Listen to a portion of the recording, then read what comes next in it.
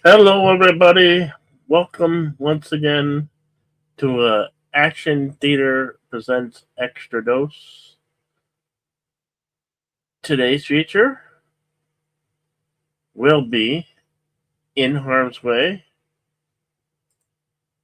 from 1965, starring John Wayne and Kirk Douglas, Patricia Neal, directed by Otto Preminger, also starring Tom Tycoon, Paula Pentis, Henry Fonda, Dana Andrews, uh, Brian D. Wilde, George Kennedy,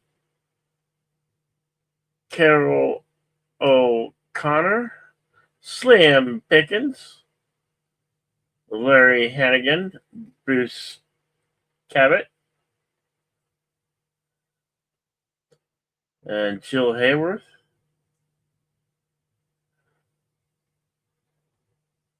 Synopsis reads: A naval captain, Turi, played by John Wayne, manages to bring his ship through the bombing of Pearl Harbor unscaled, but is later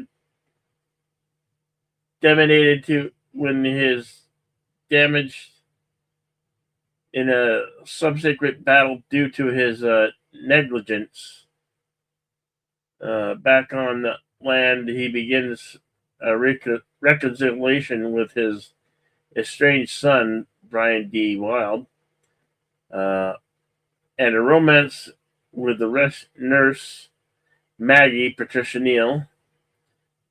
But duty calls him away when he and his fireman friend, Commander Paul Egan, played by Kirk Douglas, are tasked with saddling a dangerous and important mission. Now, we're not allowed to play these here on YouTube. This will be a commentary track. And let's welcome. Oh, deleted scenes. You're here. Hello, deleted scenes. Oh, On your yes. Good afternoon to everyone out there in YouTube land. Welcome to a special Wednesday edition of the show.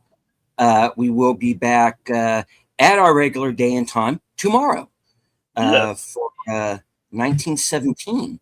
But right now, we are going to go back to World War II with the Duke, as this time in Pearl Harbor. Yeah. And yeah.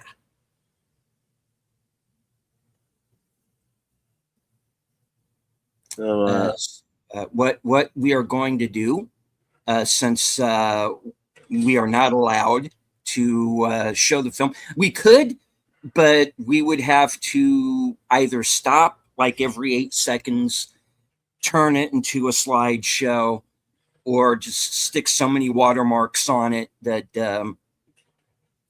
we would not be able to. You wouldn't be able to see all that much. So what you can do is join us in the screening room. The link should be at the top or the bottom of the chat, depending on where YouTube has chosen to put it today.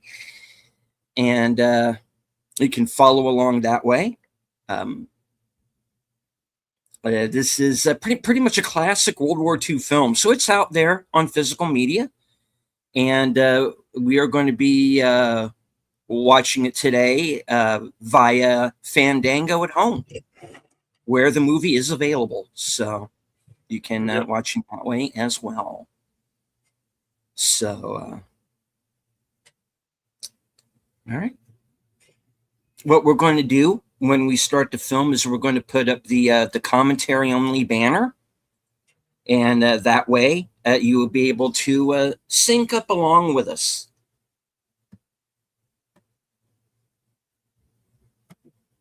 So Bill is going to count us down Yep. and we'll start the show.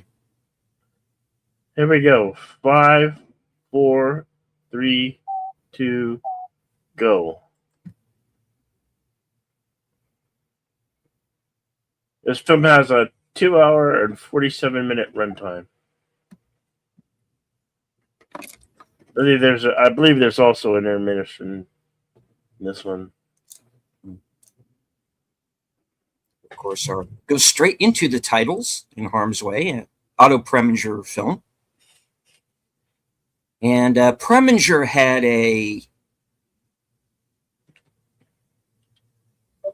he was known to be kind of a taskmaster. Kind of a perfectionist, kind of difficult, but he made some good films.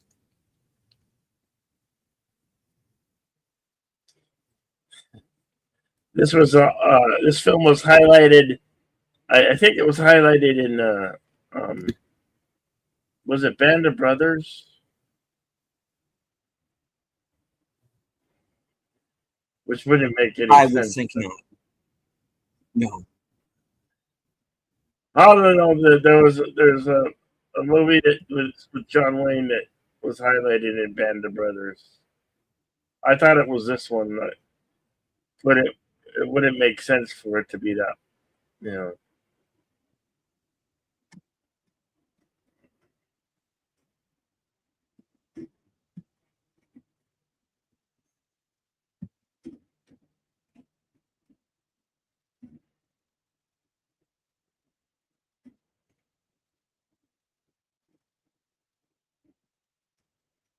Oh,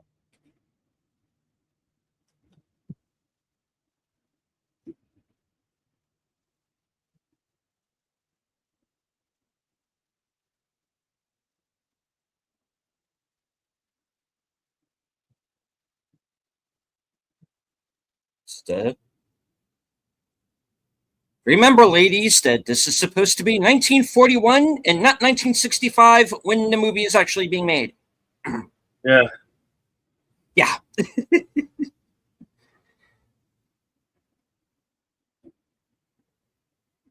To say that there are, I'll kind of just say this up front. There are a couple of characters in this movie that, as far as I'm concerned, feel a little bit out of place. Yeah, this chick's one of them.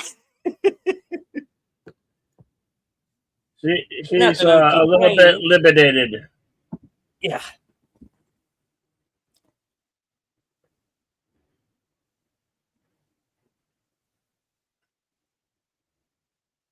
Oh.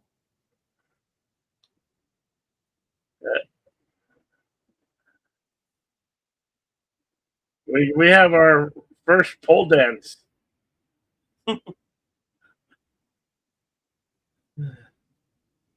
She's dancing a little bit too provocative.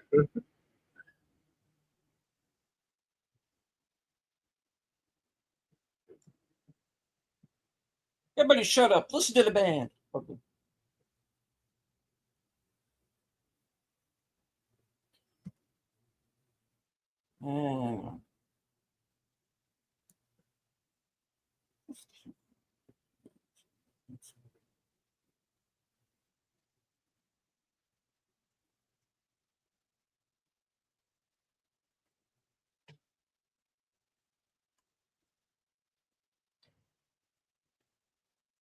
So as we saw in the beginning, this is the night before the bombing of Pearl Harbor.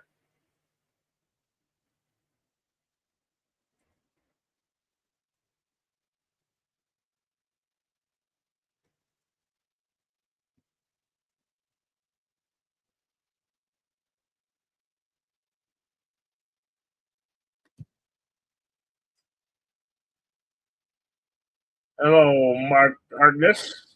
Kapla.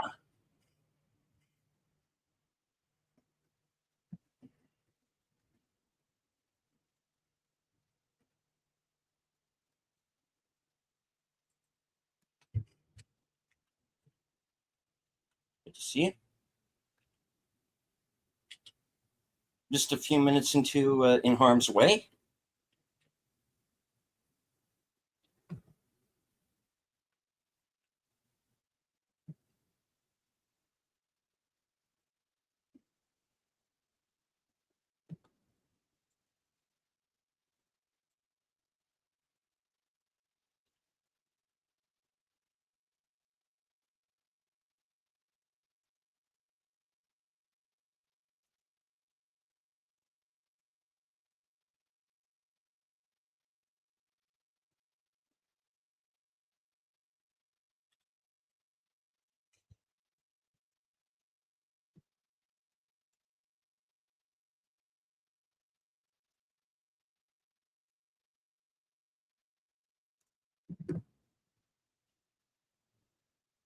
Hey, didn't that movie with the shark begin like this?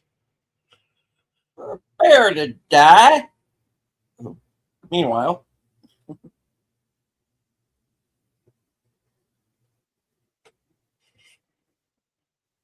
yes, that's right, the war. Well,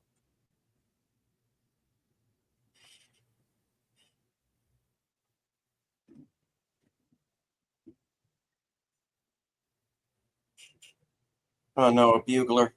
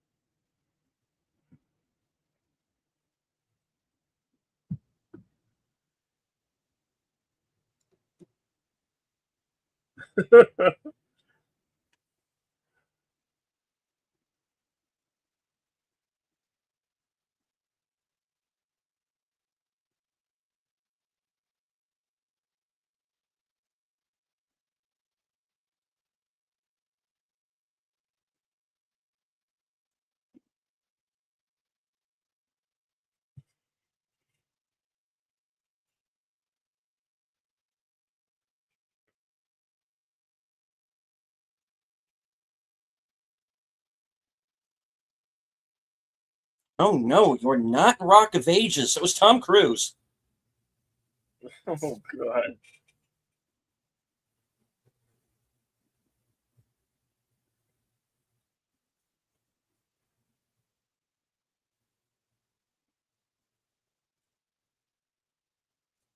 Foreshadowing.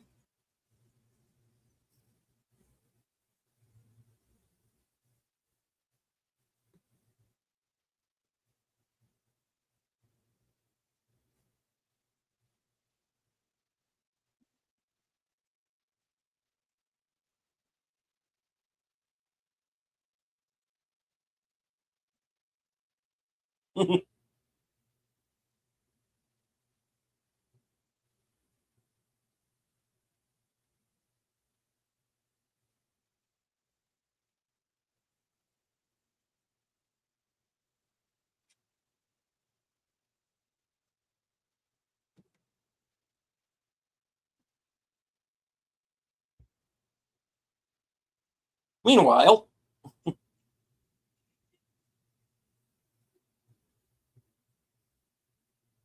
hurry up before the short patrol gets here.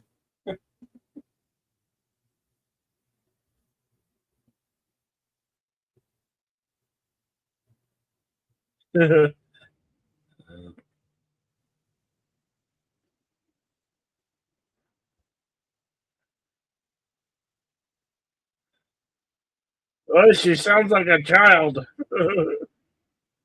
I know, right?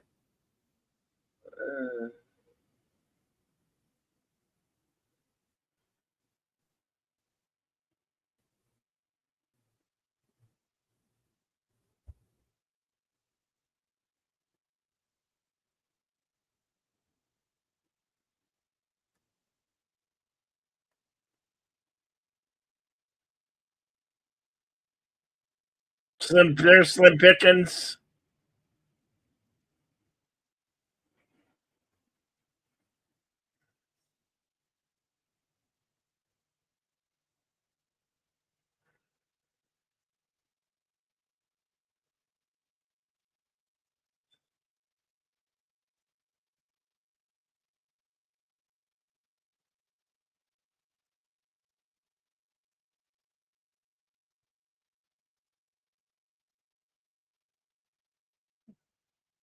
Hey, are they playing cards and Battleship at the same time? What is that strange tablet with the pegs in it?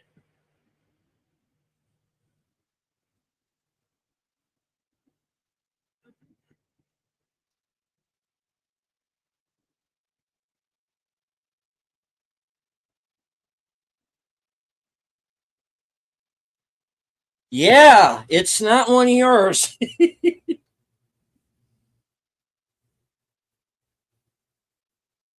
Which, by true events, really did happen.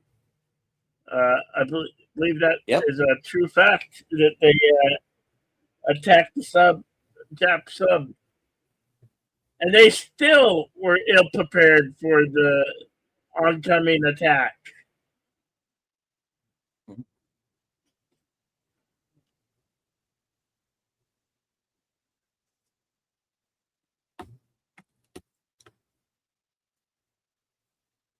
And they aren't American planes.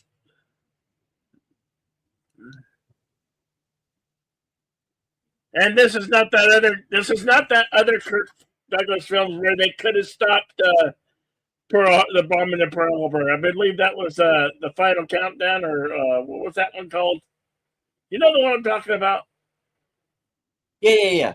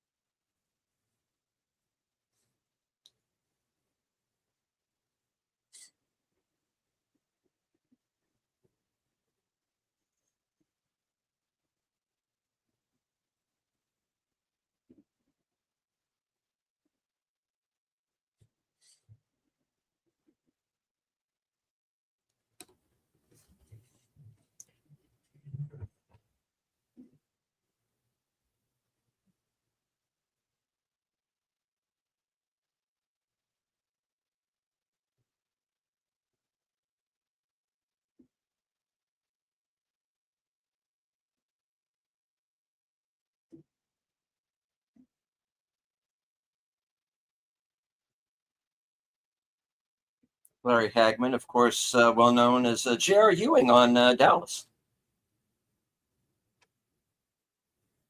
Hello to Those the bird woman of YouTube, Connie Cleary. Good to see you. those aren't American planes. They're Jap Zeros.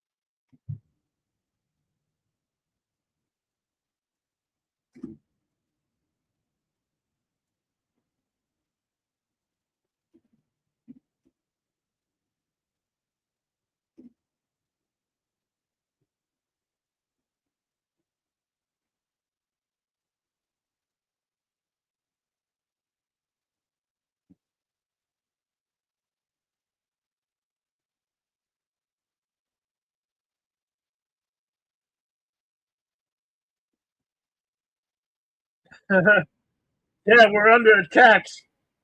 We got to do Yeah, we don't have something. time.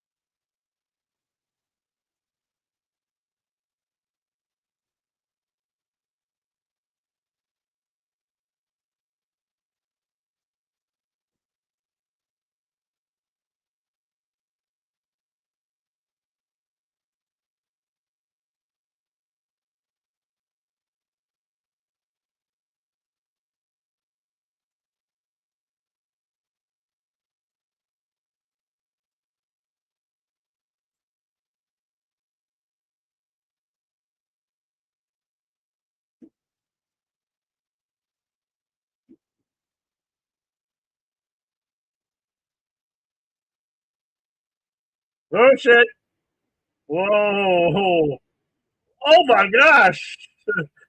That is Well, they made a fire ant, didn't they?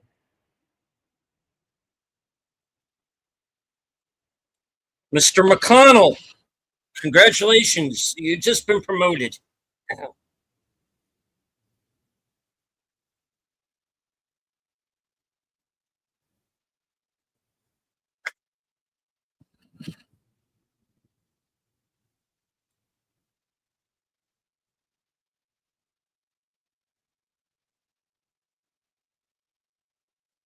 I'd say don't stop.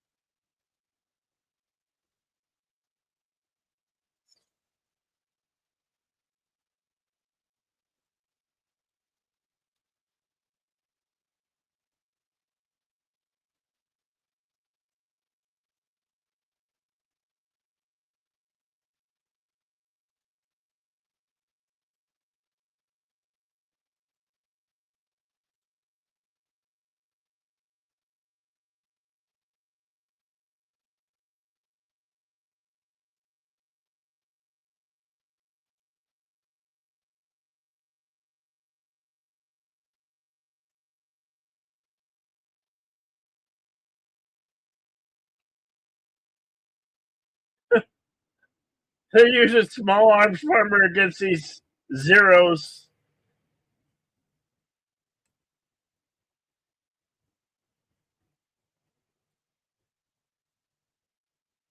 You get close enough? Yeah.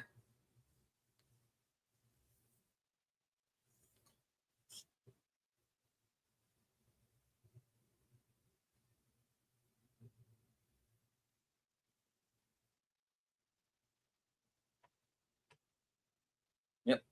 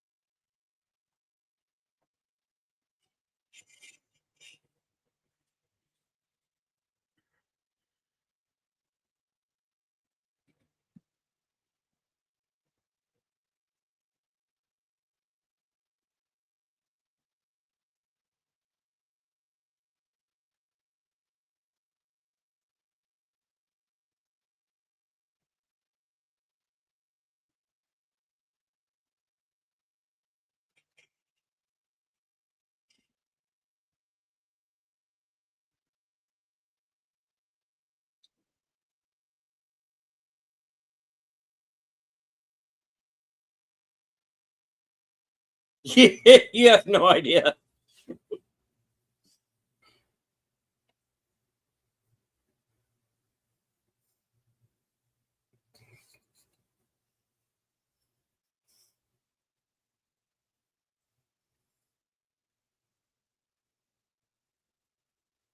Archie.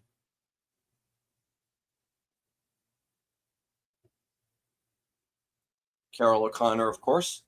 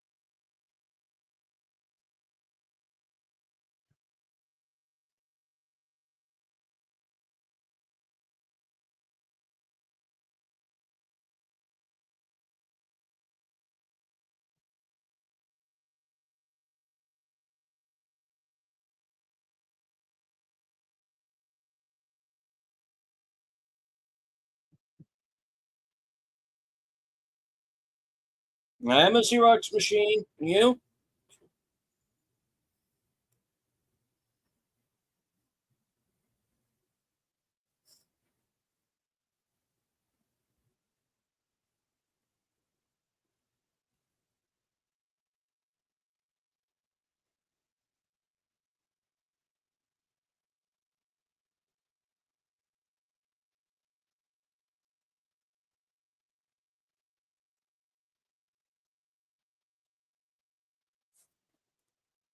Yeah. About 24 minutes into the film.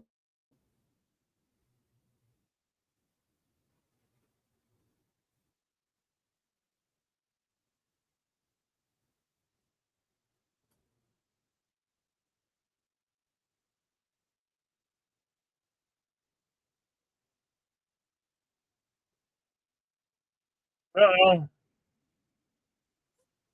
That's the torpedo.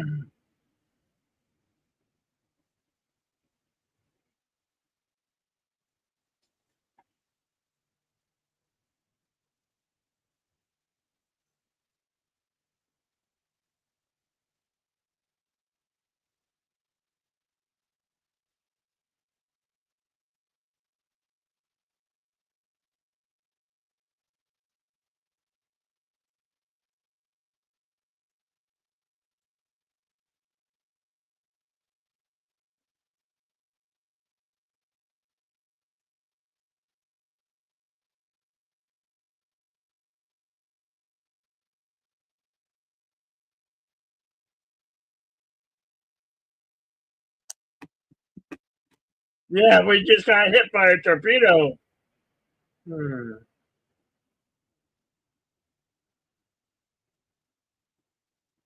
Whoa. Yeah. Okay.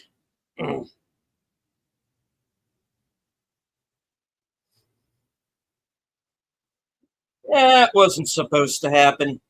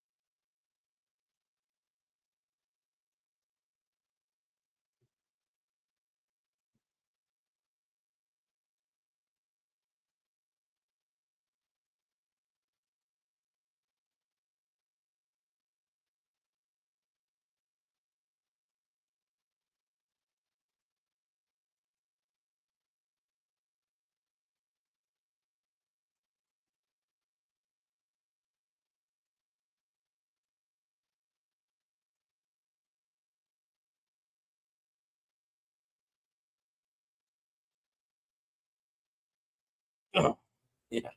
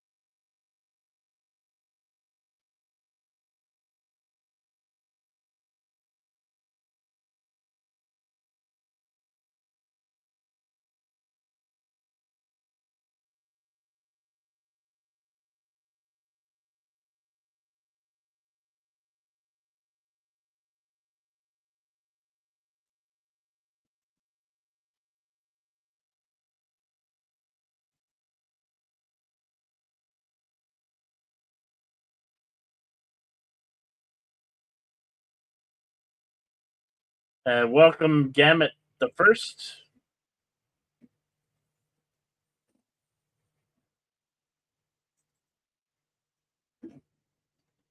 Our timestamp is 31:24.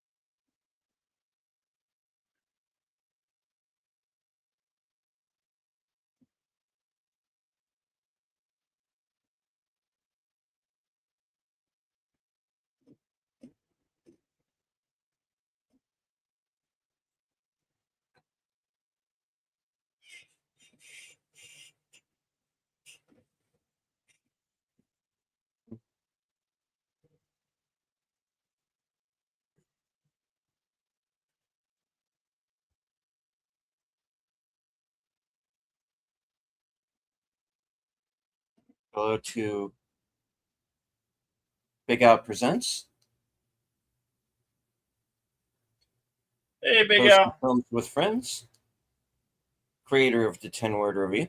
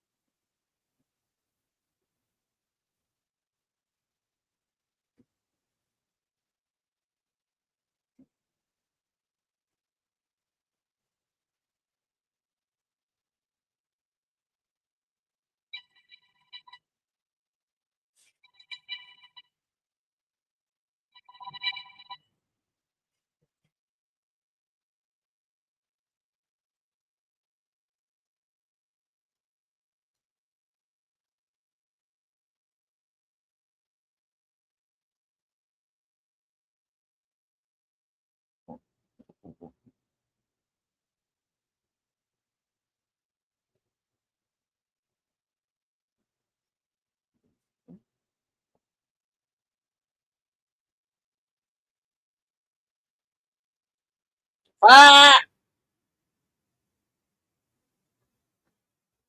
Oh, come on, you can get out of that. Oh, thank you. Where are you from? Well, all right. And Cactus Jack is down.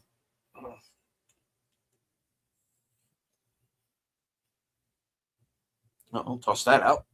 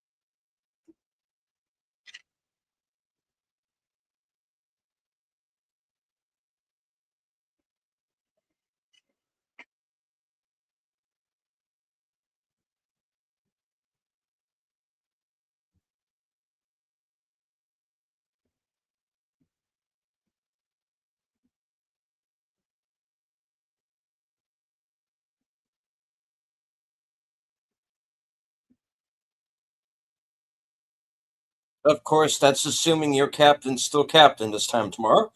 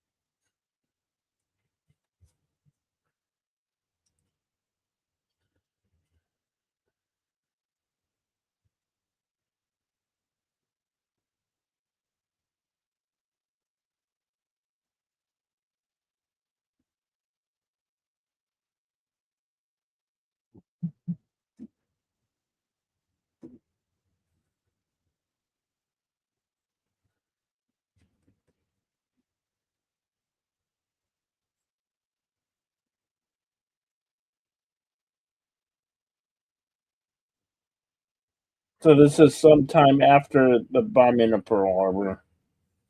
Yes. Mhm. Why was he relieved? Did they go over why he was relieved of his command? Because he got injured? Because he didn't follow procedure, so to speak. With the whole not avoiding the sub, hitting zigzag. He can go by the book. In other words.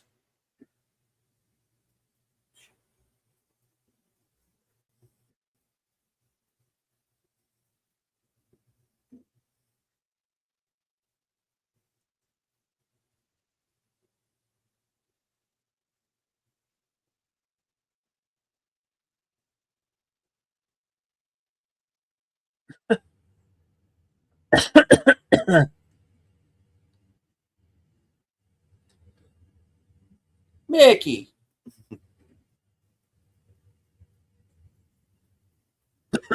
Is that Bridges Meredith?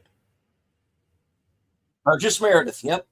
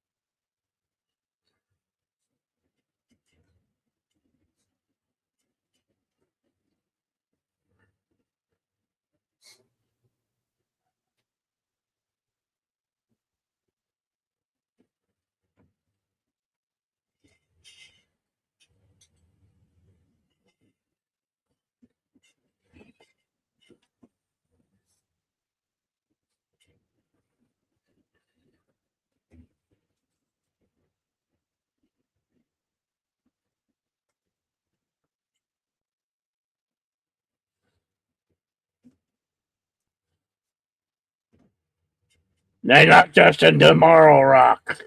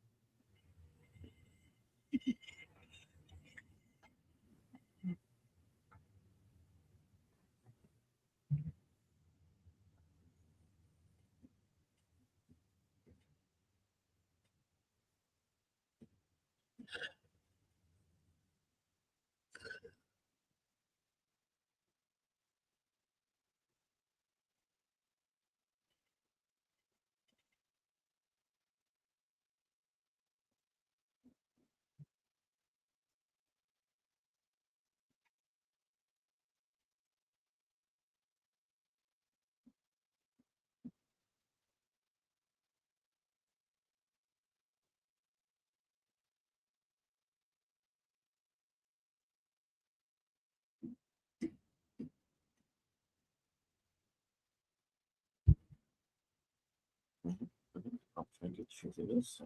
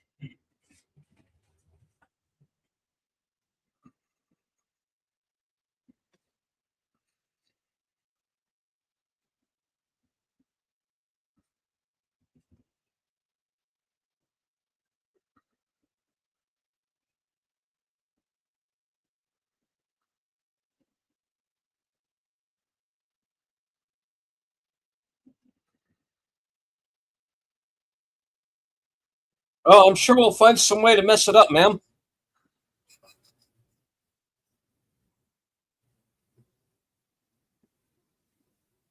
Busted flipper. Yeah.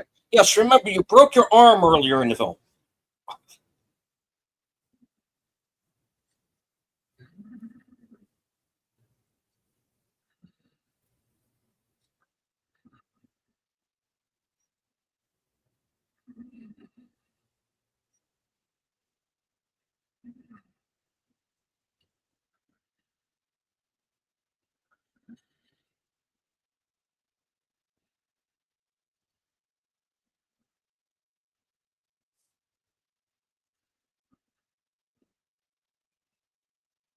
Well, now's not a good time.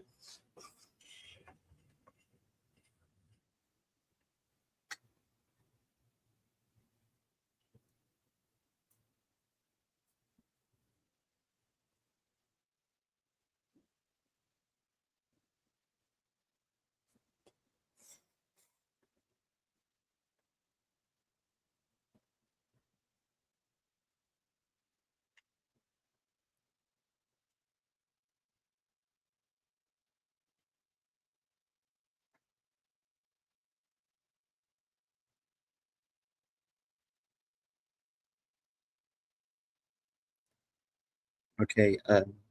Check off ditching Burgess Meredith at a random location. Check that off on your bingo card, please. Thank you.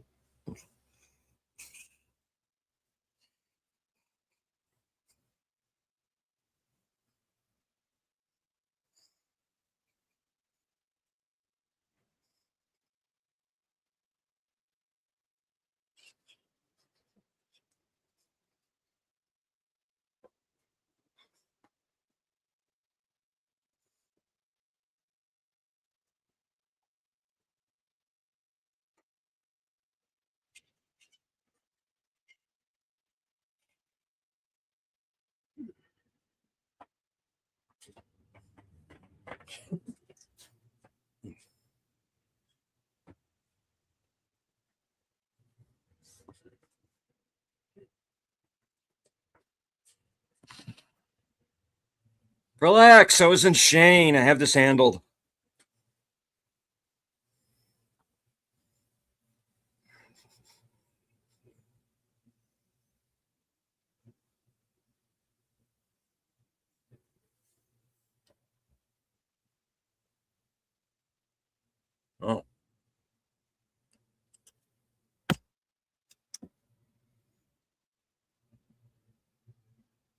Oh, probably does.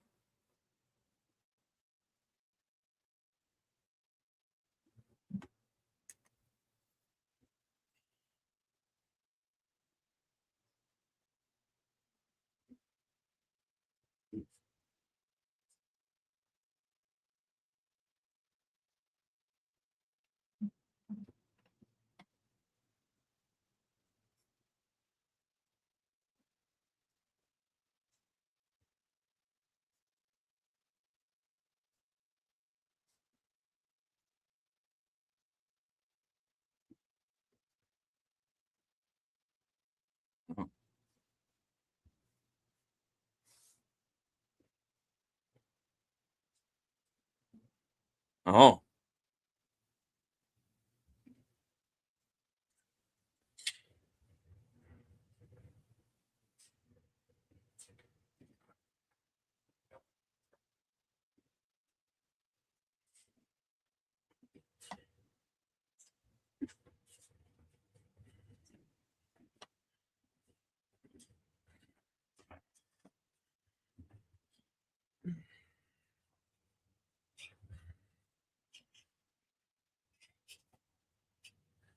oh no, no! Oh, don't get into this conversation, Sean.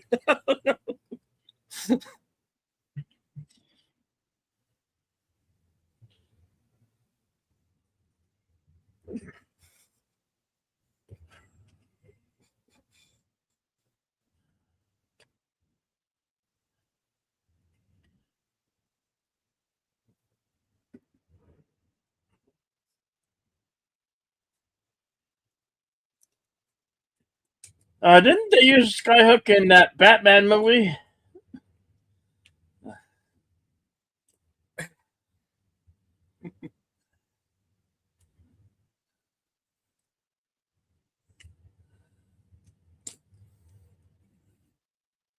Do it. Do it. Do it.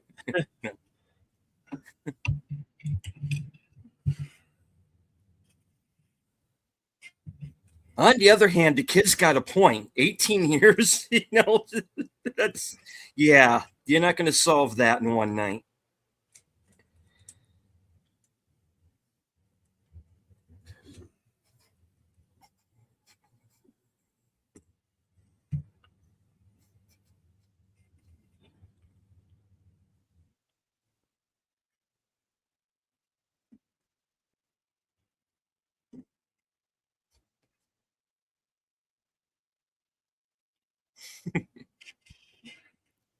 All right, what's with you ditching me last night?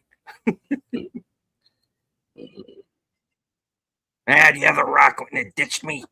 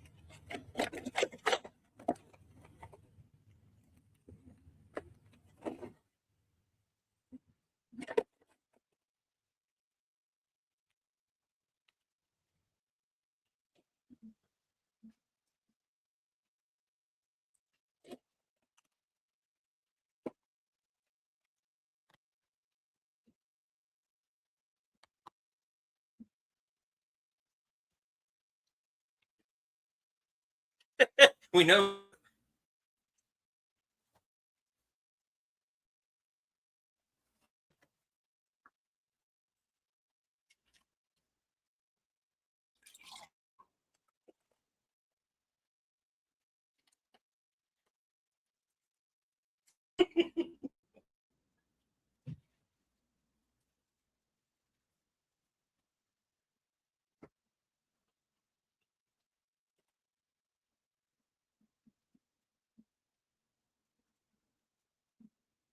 Ma'am, sir.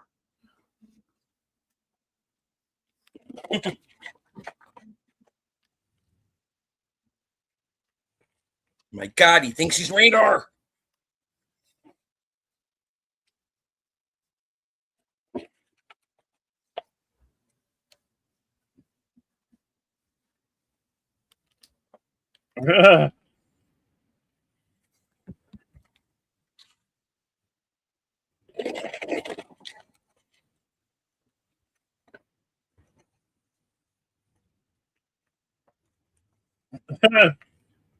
It's your papa.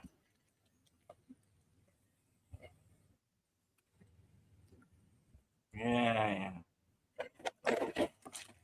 He's short.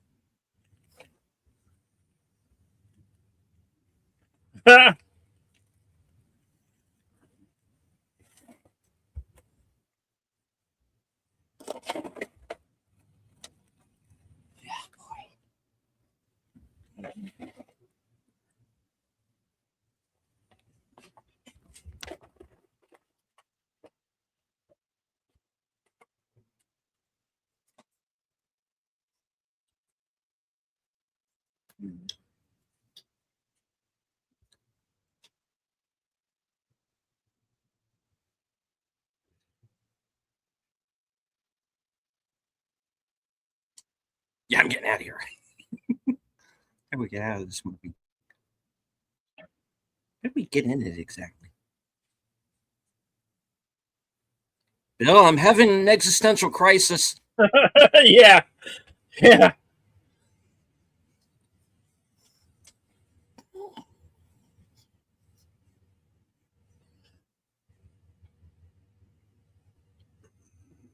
It's halibut. No. Can we still say Chinaman? Probably not. It's just some chocolates with some liquor. Oh.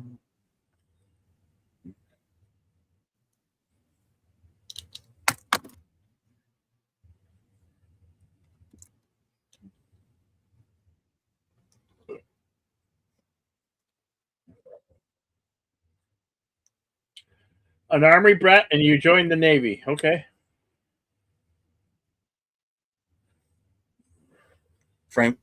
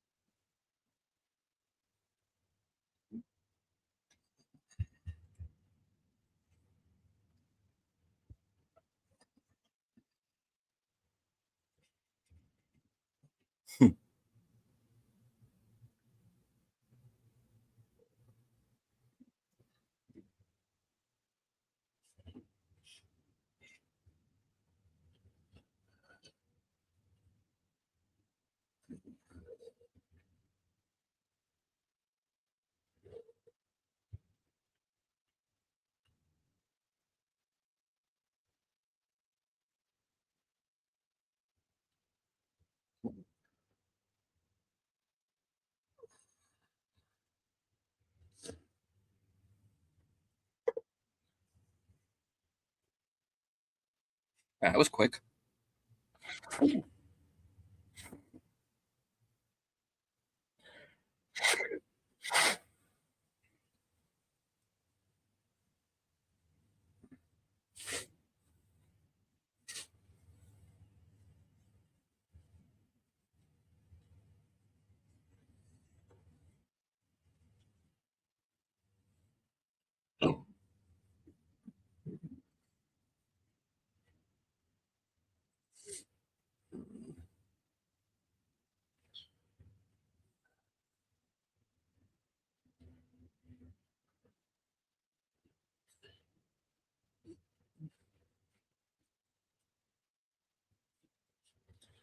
Oh, gin is a god awful drink.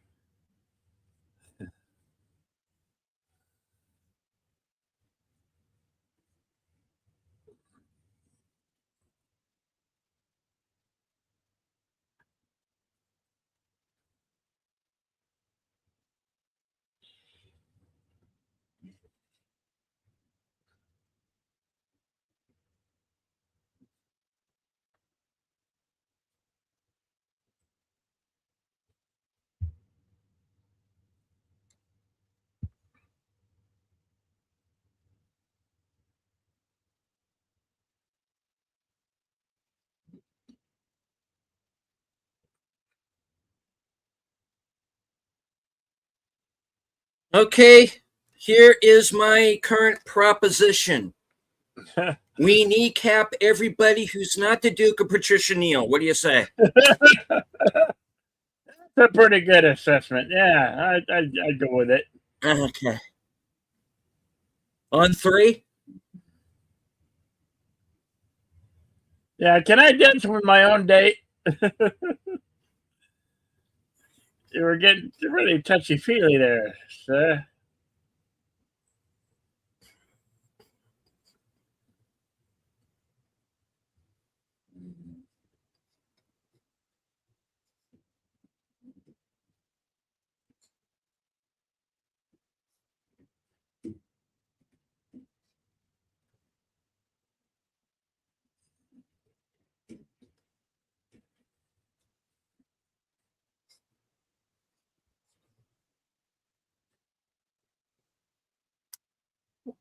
Wow, he's putting fast moves on her, isn't he?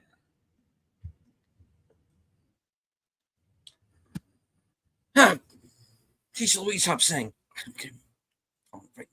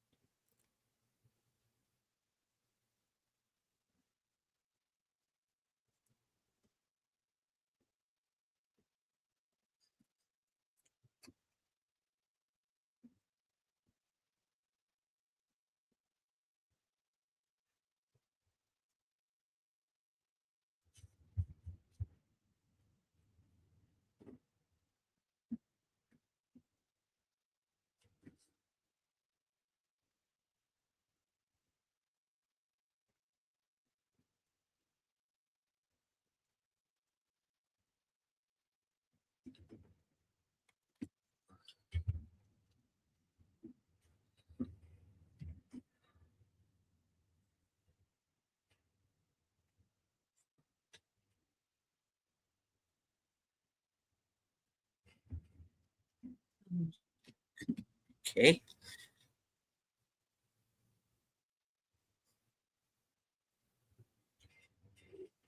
God, this was a James Jones novel, wasn't it?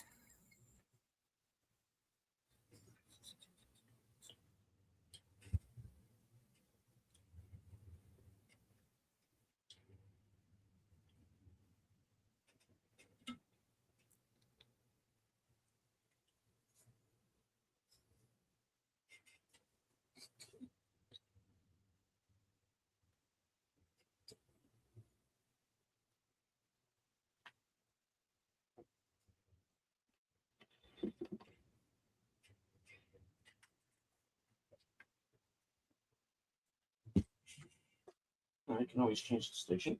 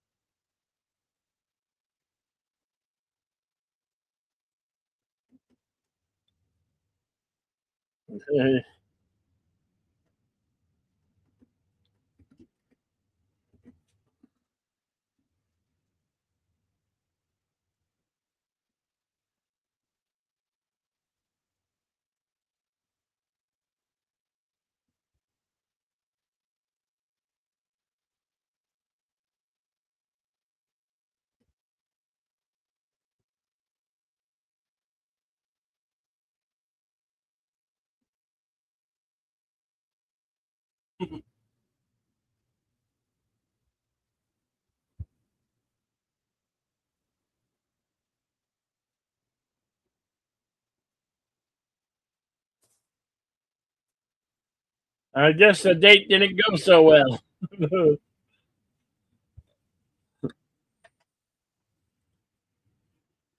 Yeah, the incident was a little bit too touchy feely and passive aggressive.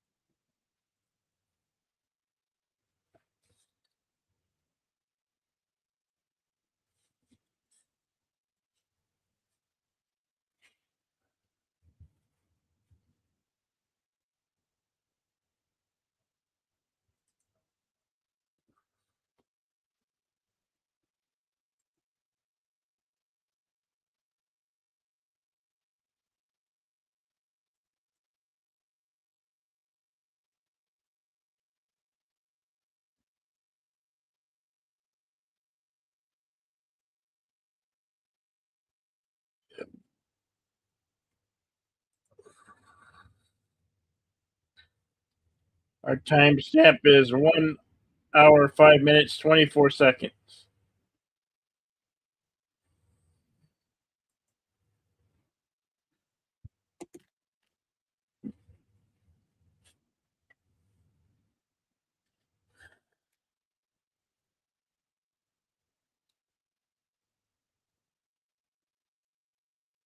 Overly Vuvana? No, I don't think I'll ever get overly Vuvana. No, sorry.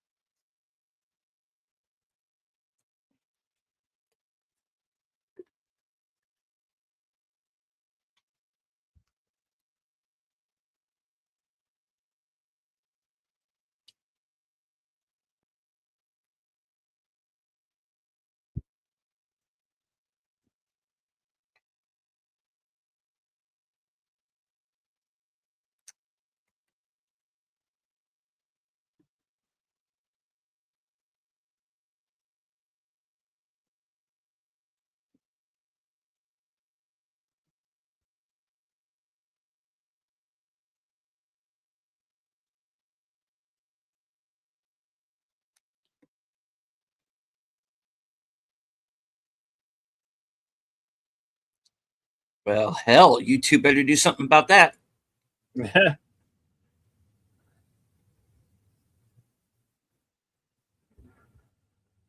What? What? No, no.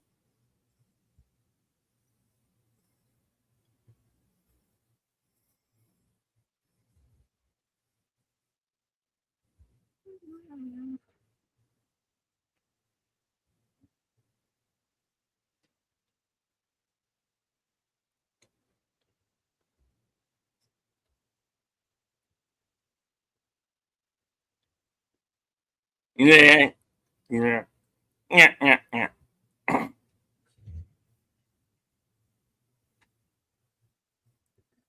Well, I guess you two are out of excuses.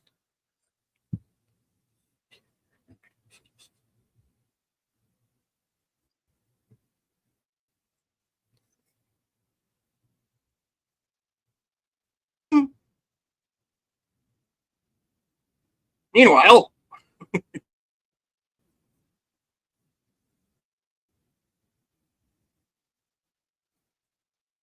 we now return to Mikhail's Navy already in progress.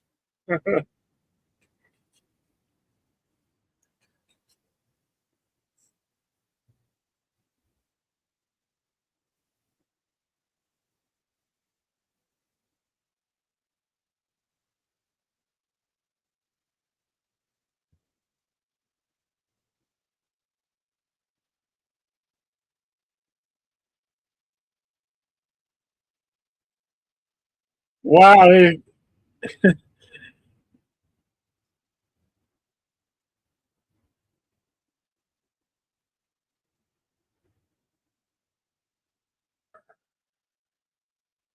he's got a hell of a beard going there, doesn't he?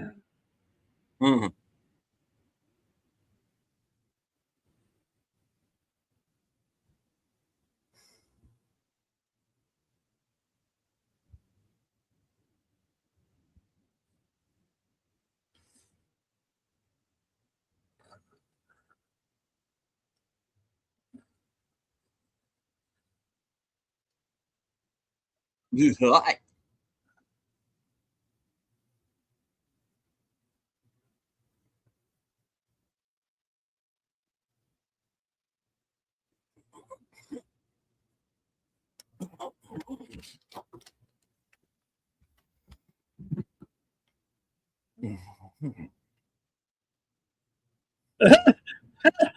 He gives it to him.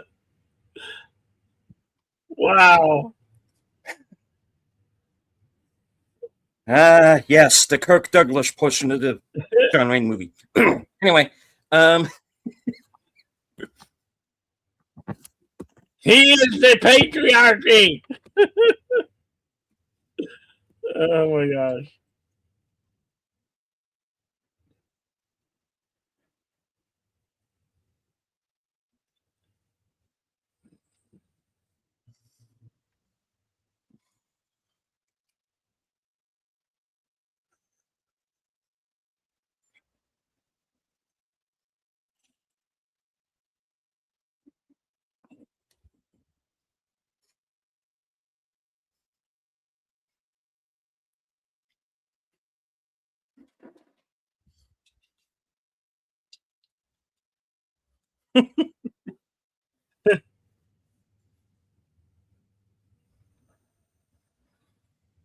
he was sober the whole time. Shit, I sent you the wrong Eddington.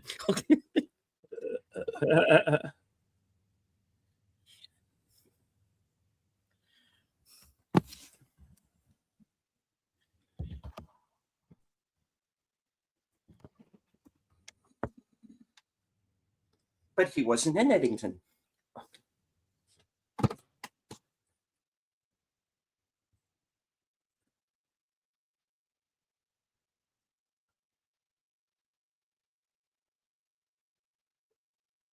Oh, hello.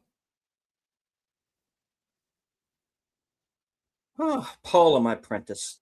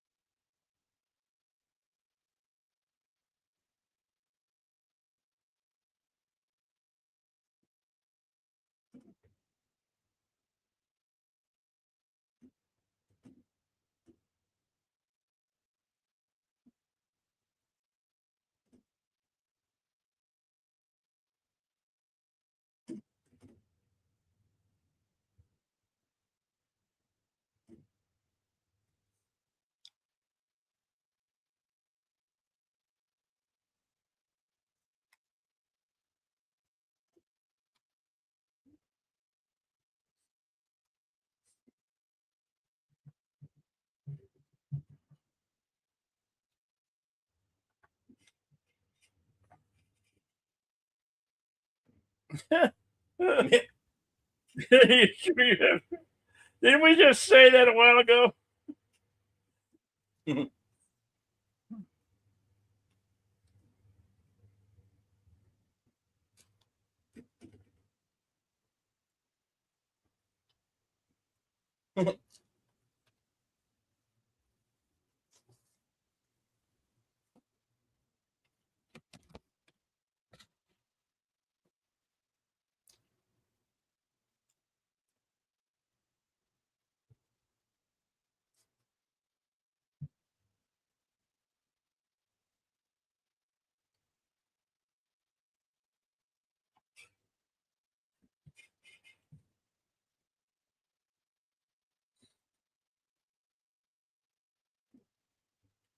Got your number.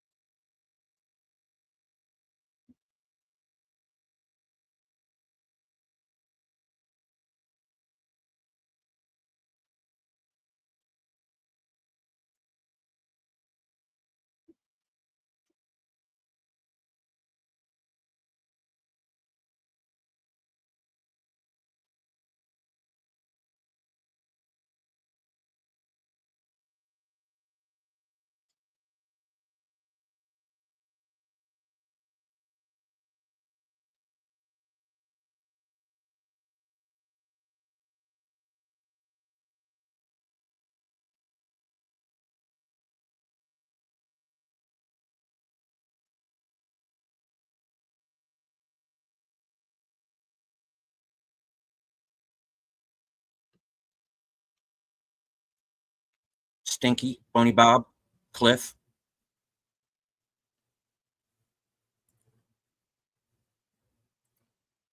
Richard Todd, Richard Burton, Larry Fortensky.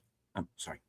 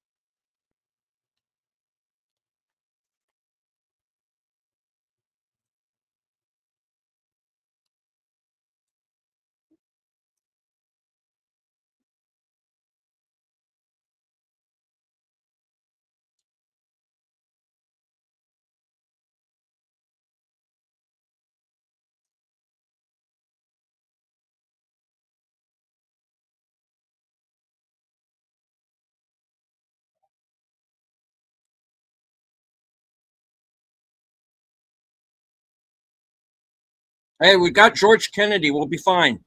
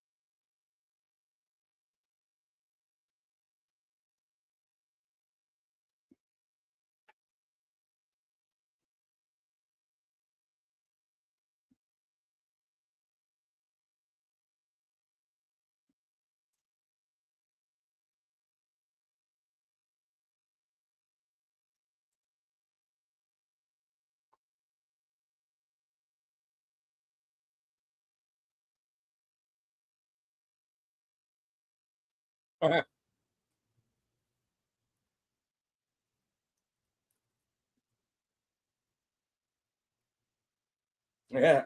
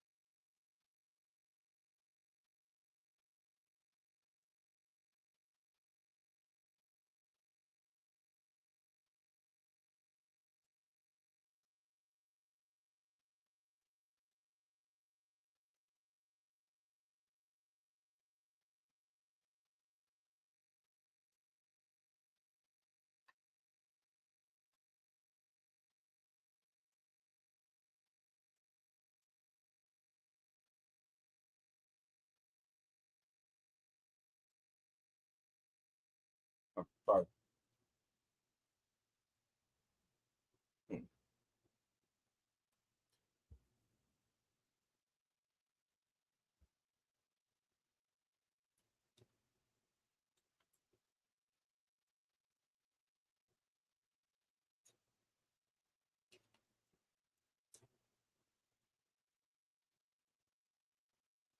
Mhm.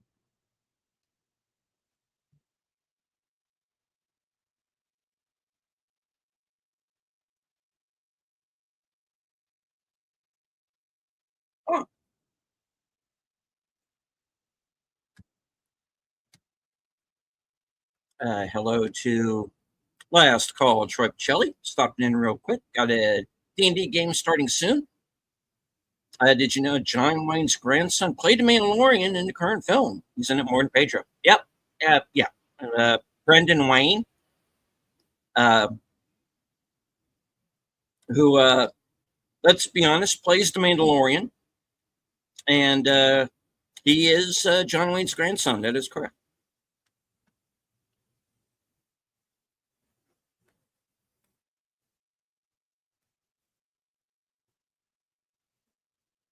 Bill, can we get a timestamp?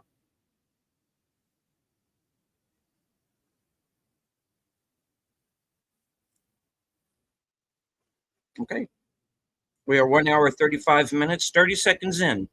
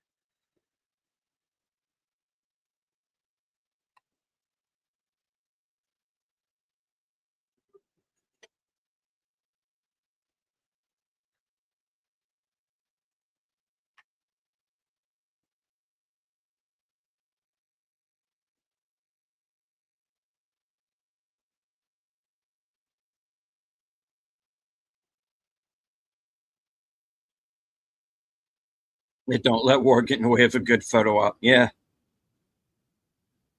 You know who this movie needs? Lee Marvin. Just saying.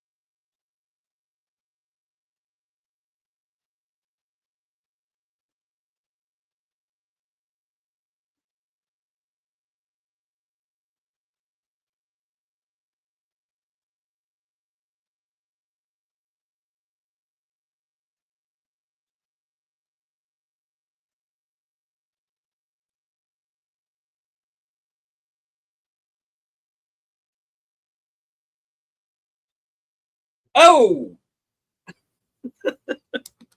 Captain.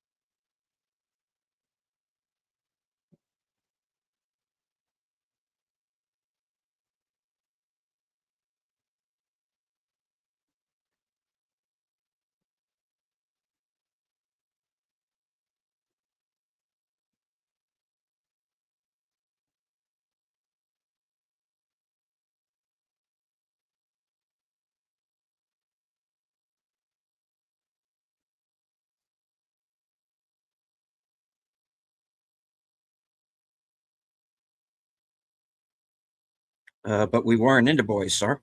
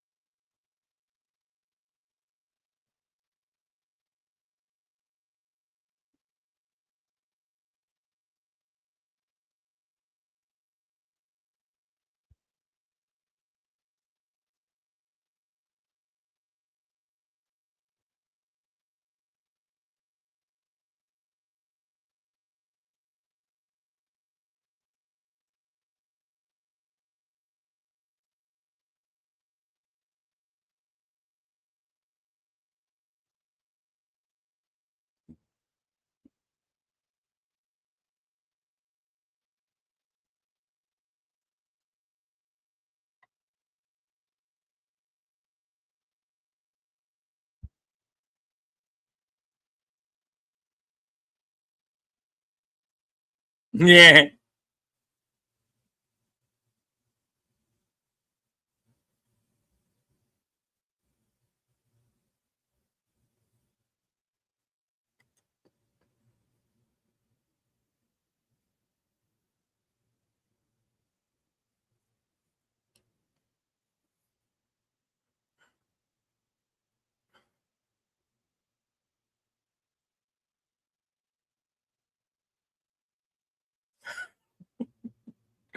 Yeah.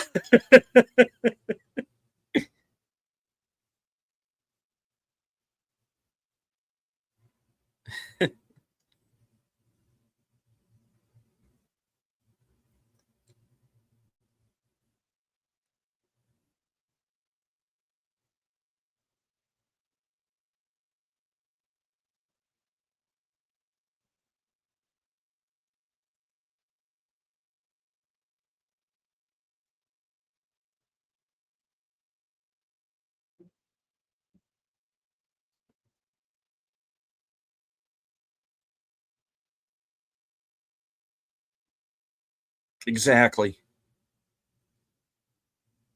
That too.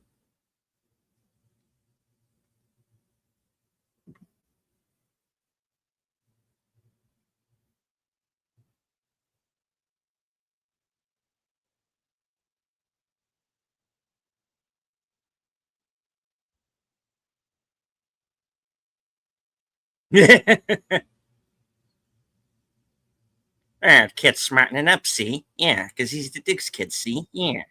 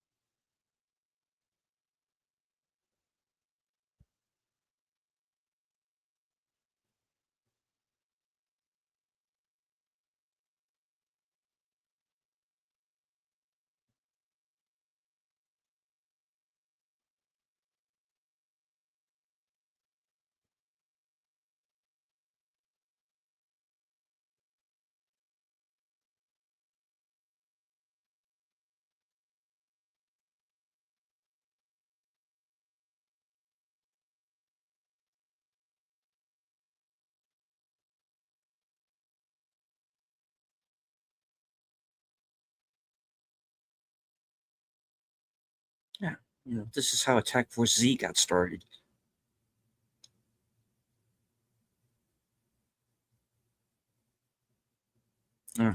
Uh, can't do that. We don't have enough Australians. Just got the one guy. Just one guy.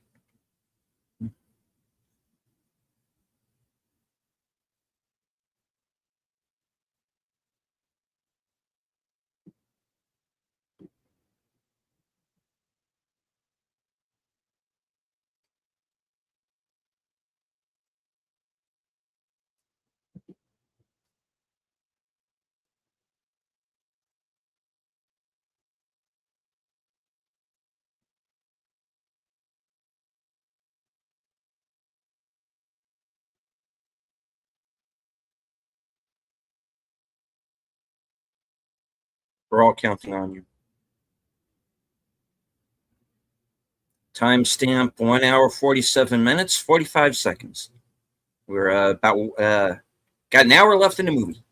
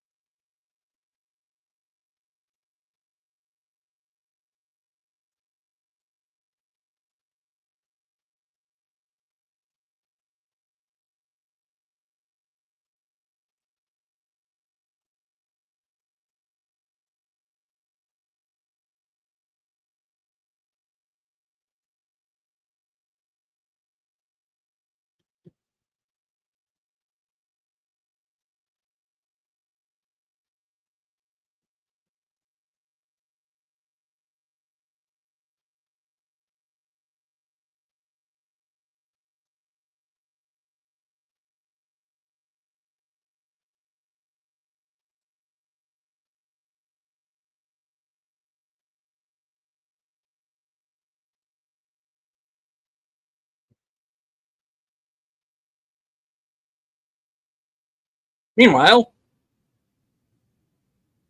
San Francisco. Well. Lieutenant McConnell, not quite dead yet. He's only half dead.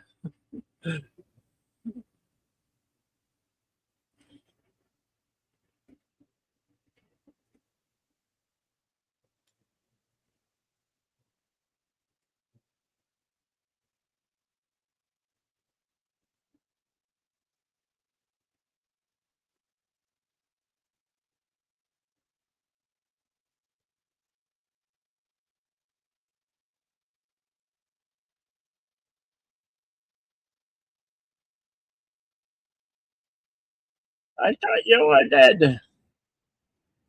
I was only mostly dead.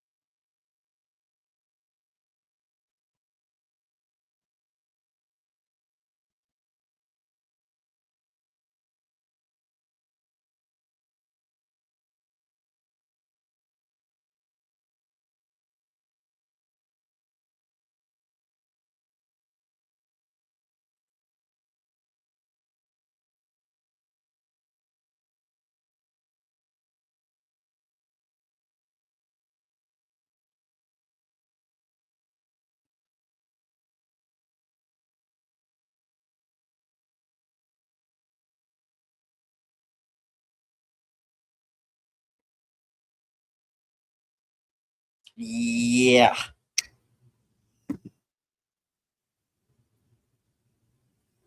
This is where I'm afraid things go a little sideways. Spartacus, how dare you?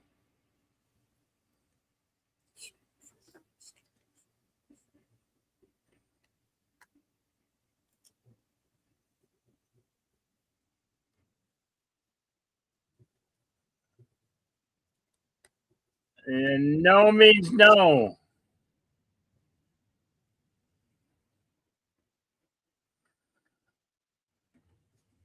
Okay, that's very, very bad.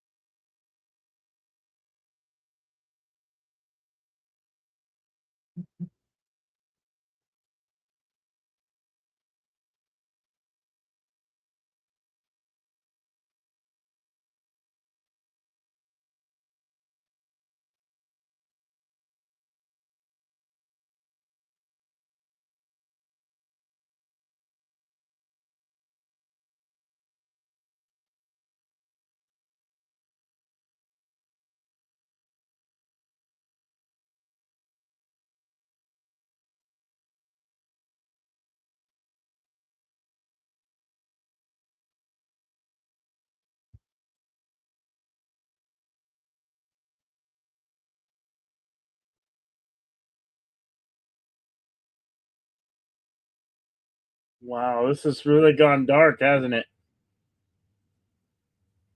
Oh. Hmm.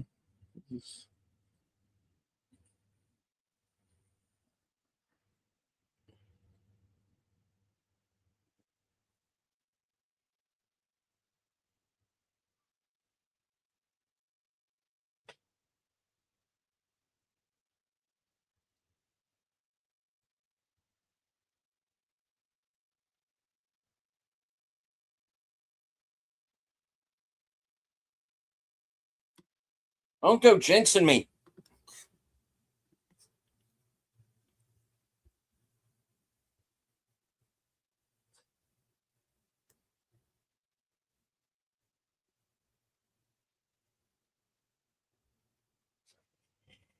Yes, ma'am. That's being pretty forward.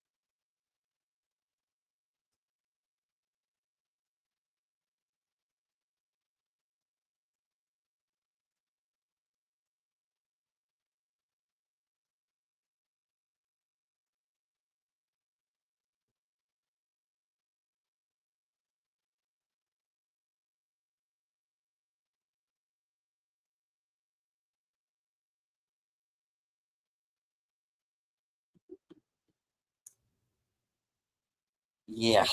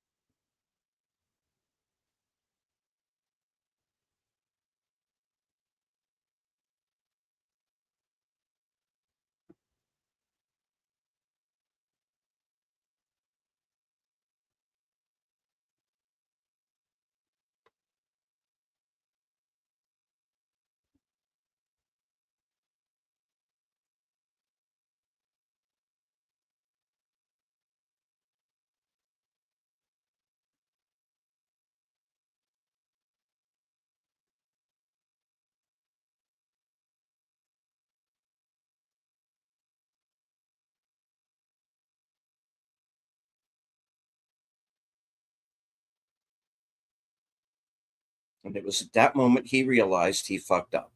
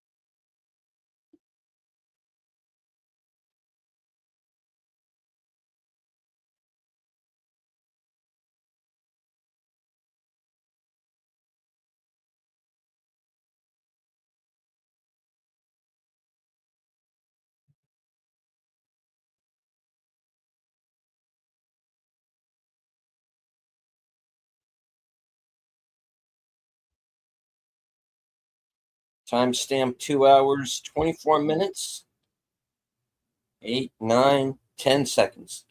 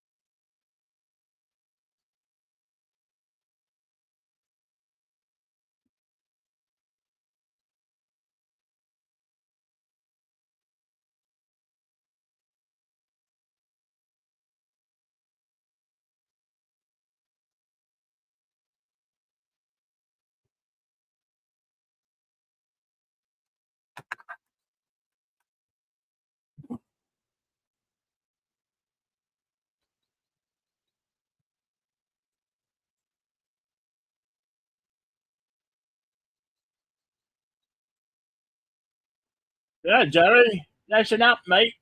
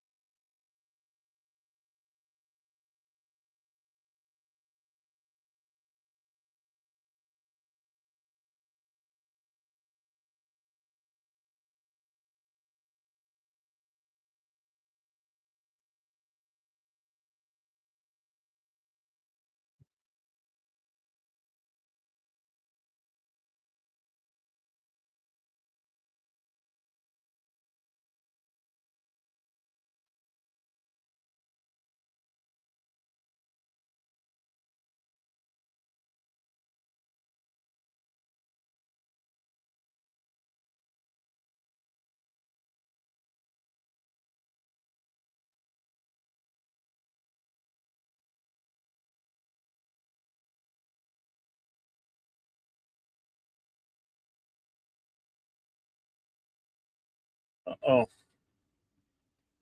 they got his boy, didn't they? Yeah.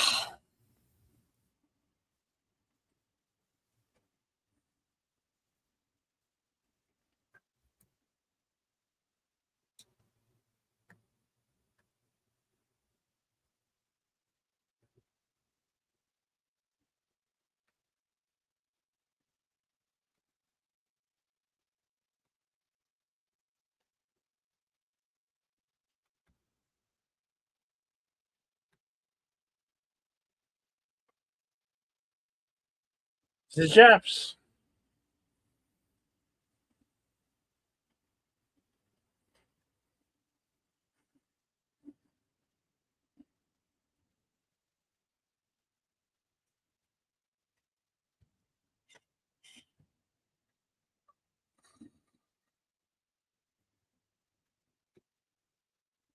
Jamie Lynn, or fixing to wrap the movie up here. Probably about 15, 20 minutes or so. We're up to the final battle.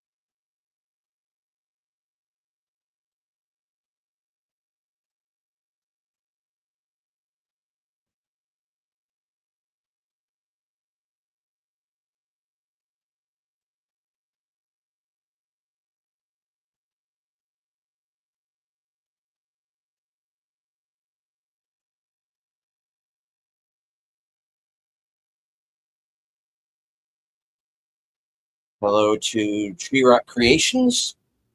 And we're going to be talking a little bit more about Jerry Goldsmith when we get to the trivia section.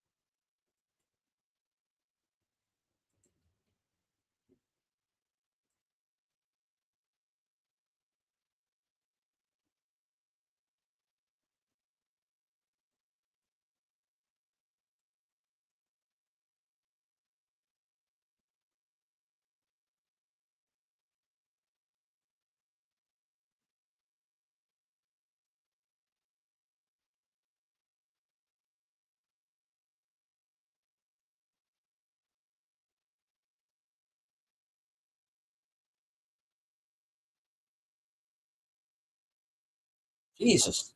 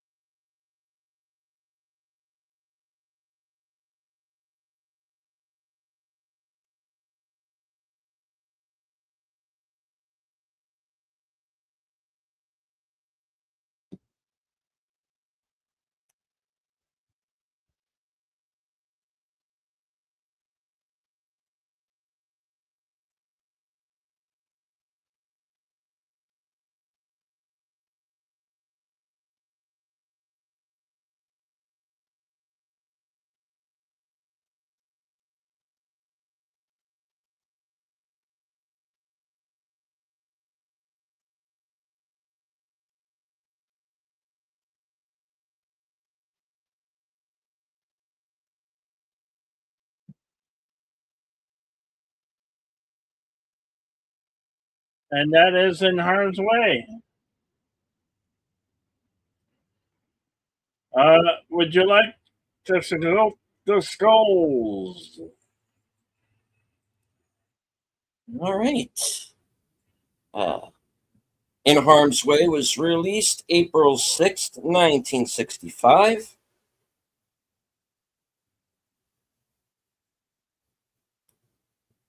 Was nominated for a Best Cinematography Academy Award.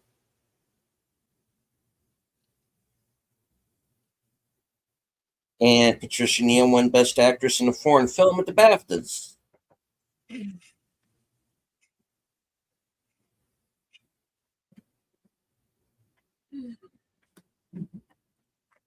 Filming locations: San Diego and San Francisco, California.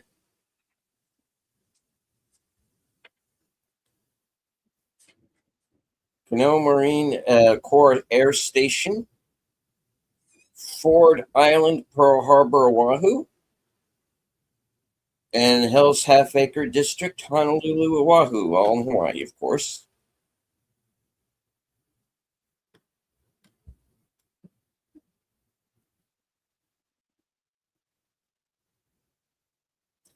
The naval battle sequences were done with models that were so large in scale, for the sake of greater detail, they could be operated from the inside. Cameo: Jerry Goldsmith. Early in the film, prior to the Pearl Harbor attack, the composer can be seen as the pianist signaling the band to stop playing.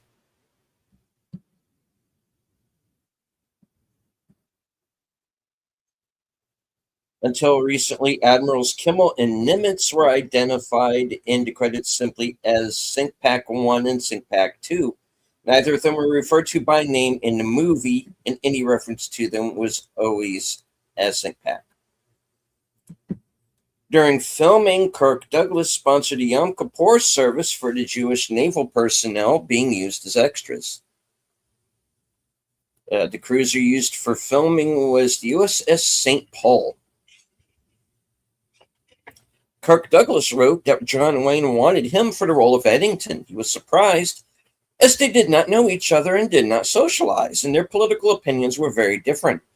Nonetheless, the collaboration was a success, and they co-starred in the War Wagon, and Wayne had a cameo, and his company Bad Jack was the first listed production company. Douglas's production company Bruno was listed second. In Douglas's Ode to Israel, it cast a giant shadow. Henry Fonda, who played the second commander-in-chief, Pacific Fleet Sync Pack 2, was a naval veteran of World War II who served in the Pacific Theater. After making the Oxbow incident, he enlisted in the Navy to fight in World War II, saying, "I don't want to be in a fake war in a studio." He served in the Navy for 3 years, first as a quartermaster third class on the destroyer the USS Satterley, then second after receiving a commission as lieutenant junior grade in air combat intelligence. For his service, he received the Bronze Star, the fourth highest award for bravery or meritorious service in conflict with the enemy. He reprised the role of Admiral Nimitz in the docudrama Midway.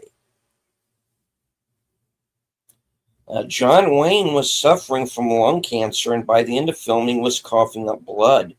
Despite that, he continued to smoke up to 6 packs of cigarettes a day throughout filming.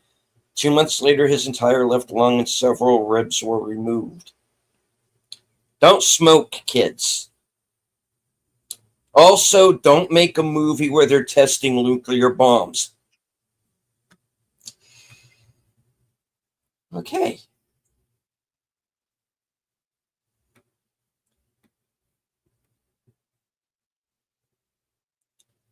They didn't shoot the film in color? No, not this one. All right. In addition to John Wayne, Franchot Tone was also suffering from lung cancer during filming. Unlike Wayne, who would survive his first case of cancer, dying in 1979, Tone battled his first case to his own death in late 1968, with only 4 movie roles between this movie and his death. Wayne had 18 movie roles and several television appearances after having lung cancerous lung and 2 ribs removed on January 17, 1964, between this movie and his own death. The escape of a destroyer from the Pearl Harbor attack with only junior officers aboard is based on the actions of the USS Alwyn. Could be Alwyn. Anyway, the story about being pursued out of the harbor by her captain is also based on fact, but rather than a few hundred feet behind the Alwyn, the captain's launch came no closer than 1,000 yards. The film's title comes from a quote by John Paul Jones. "I wish to have no connection with any ship that does not sail fast, for I intend to go in harm's way." When Tori is being briefed by Nimitz, a painting of John Paul Jones can be seen hanging on the wall behind Nimitz's right shoulder. The fictional ship in the movie is a composite of several World War II cruisers. The USS Salt Lake City, known as Swieback Maru, that ship in the movie and in the novel was based on the ship known as Old Swieback. The USS San Francisco was the flagship of a squadron of ships in the famous naval battle, 11-12-42, in the Solomon Islands area. The fictional ship in the movie is also the flagship of a squadron of ships in an important naval battle. 3. The 2 ships mentioned above survived World War II. The fictional ship in the movie was sunk. So it could also be based on any United States Navy cruiser that was sunk during the Solomon Islands campaign. The islands identified by Tori as Gavabutu and Livovano and Tokorora were actually San Cristobal, Guadalcanal, and Malita. Palapashits would become known as Iron Bottom Sound because the number of ships that would be sunk there in coming battles. Cape Titan probably referred to the Japanese base at Rabaul on New Britain, about 650 miles from Guadalcanal. The Battle for Guadalcanal began 8742 and would not end until 243. Although they say that the majority of forces are with MacArthur in the Solomons, Guadalcanal is in the eastern Solomons. The dividing line between MacArthur's area of responsibility and Nimitz's was 159 degrees east. According to John Huston's autobiography, the movie is the one that led Tom Tram to abandon acting as a career. He had experienced director Preminger's during the film Cardinal and was understandably offensive about routine. Preminger this month, instead of trying to reassure the agitated Tryon, first chewed him out for his fears in front of other cast members, then walked behind him and screamed to relax in his ear. He reportedly almost quit that day, but castmates talked him out of it. The original Clemson cast destroyer, DD-298, was the USS Percival, commissioned in 1920 and decommissioned in 1930. Its first commander was Commander, later Admiral Raymond A. Spruance, who led the 5th Fleet in World War II. The USS Phillip was the destroyer that steams out of Pearl Harbor at the beginning of the attack. She was decommissioned 9/30/68 and struck from the Navy list 10/1/68. She was sold 12/15/71, but sank in a storm on her way to be scrapped on 2/2/72. At the end of filming, the executive officer of the USS St. Paul, Commander Charles R. Little, received orders for his promotion from commander to captain. John Wayne pinned the captain's eagles he wore in the movie. Cairdelais was offered a major role. The oiler pointed out early in the movie was the USS Guadeloupe. She was commissioned 6/19/41. She would earn 14 battle stars for World War II service. 6 for Korean War service, and 10 campaign stars for Vietnam War service. This was John Wayne's final black and white film. However, the opening montage sequence in Wayne's final film, The Shootist, was also in black and white.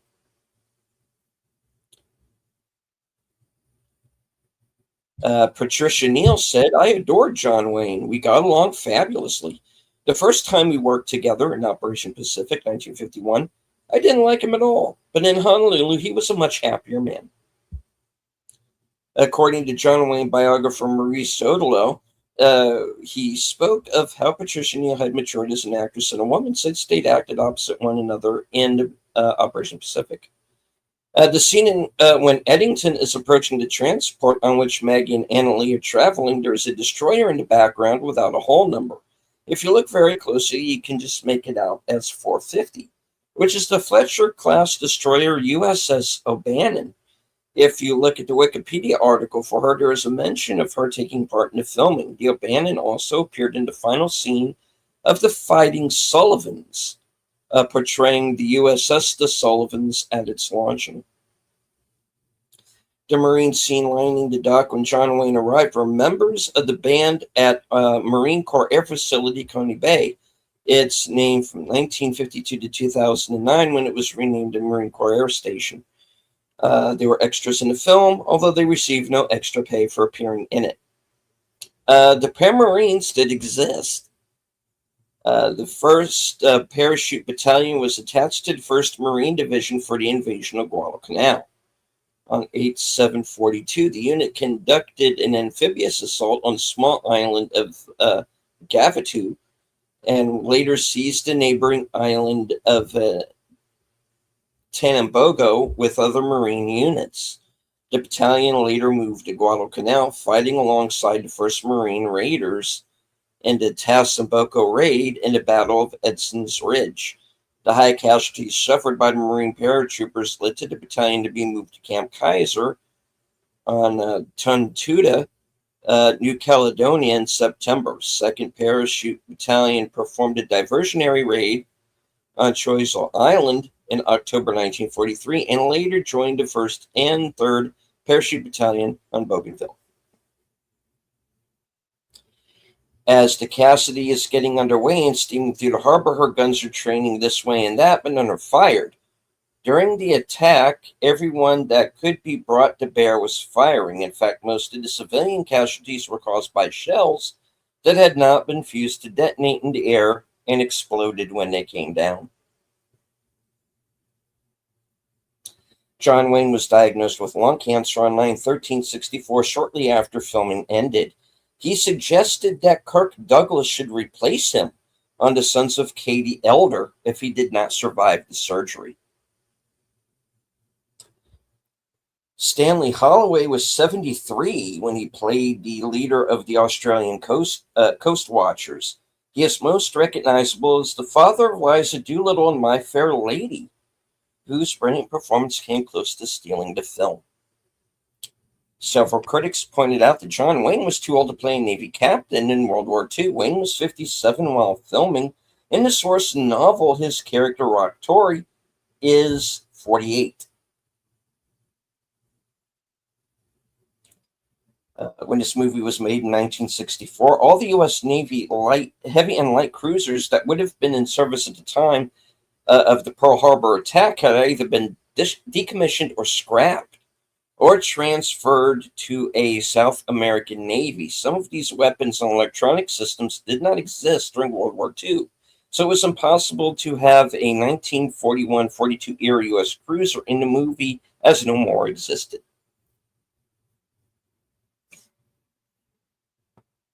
Patricia Neal and Stanley Holloway were later to become grandparents-in-law, of sorts. 12 years after filming, Neal's daughter, writer-actress Tessa Dole, had a short relationship with Holloway's son, actor-producer Julian Holloway. That relationship produced a mutual granddaughter for them, actress-model Sophie Dole. John Wayne and Otto Preminger deliberately avoided discussing politics during filming. Kirk Douglas felt the battle at the end of the movie was ruined by use of very obvious models. When the movie was released, it was widely derided as an overlong attempt to emulate the success of From Here to Eternity. This was the last World War II epic filmed in black and white until Schindler's List 28 years later. When Eddington and Dorn are standing on the beach to picnic, they are supposed to be on the fictional island of Gavabutu. However, the rock formation known locally as Chinaman's Hat is clearly seen in the background. Chinaman's Hat is located in Kahone Bay, offshore of Kailua Regional Beach Park in Hawaii. The USS Elwyn was commanded by the senior officer aboard Ensign Stanley Kaplan. There were several reasons to put forward as to why he didn't stop to pick up the captain and executive officer. He said it was because it would have taken 20 minutes to stop from full speed and then get back up to that. The premise of this movie and novel that formed its basis is that the Japanese would try to defend a strategic asset using their most powerful battleship, the Yamato, but she turns tail and runs from the engagement at the last minute. Apparently, the Japanese officer in tactical command mistakenly believes he's about to engage an enemy force several times larger than the nearly spent force he actually does confront. In historical fact, the Yamato did turn tail and run from battle off Samoa in October of 1944. Under circumstances nearly identical to those depicted in this story. It's worth noting that Captain James Bassett, the author of the source novel, was in an excellent position to know about this engagement. He served as a PR officer to Admiral William F. Halsey, who commanded the force opposing that of the Yamato. And hello to Daniel Barry Sports Highlights. Many of the non-military costumes and hairstyles worn by the women throughout the film were contemporary to the mid-1960s period, during which the film was made, rather than of the early 1940s. This is particularly noticeable at the dance scene, which opens it. Many of the extras in it were, in fact, active duty officers and their spouses assigned to various commands in Oahu. The film received extensive cooperation from the Department of Defense, especially the Navy and the Marine Corps. One of many problems encountered during production was that of the time of the filming, late 1963 to 64. Very few ships in the active Navy went assembled for their World War II configuration. Only one World War II vintage heavy cruiser, the USS St. Paul, still remained at our most wartime configuration, and as a result stood in for a couple of unnamed cruisers.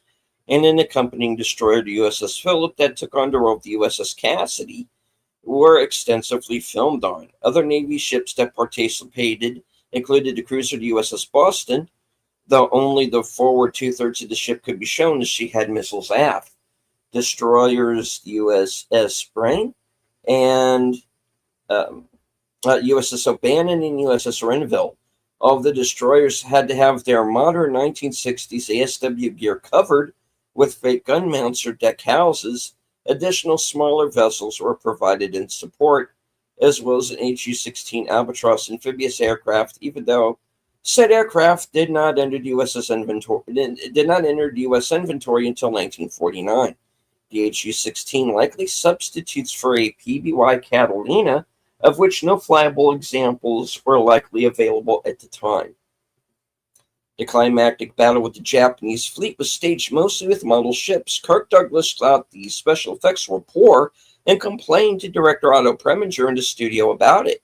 He offered to restage the scenes at his own expense, using the special effects people who worked with him on Paths of Glory. Kirk Douglas accepted the second lead because his career had declined since Spartacus and the failure of Lonely Are the Brave, and a badly received staged version of One Flew Over the Cuckoo's Nest. Up until this film, virtually all movies began with main credits, except for a title card let me read that again. Up until this film, virtually all movies began with main credits. Except for a title card in the first scene of the movie, there are no credits until the end. When McConnell looks out the window into the San Francisco Bay. The aircraft carrier passing by is the USS Coral Sea. This was Jerry Goldsmith's first cameo appearance in a movie. Bob Dylan recalled in a 2017 interview that he visited the production in Hawaii because a former girlfriend had a role in the film. According to him, he met John Wayne and Burgess Meredith on a battleship and played some folk songs for Wayne, who enjoyed them and told him he could appear in the film if he wished to.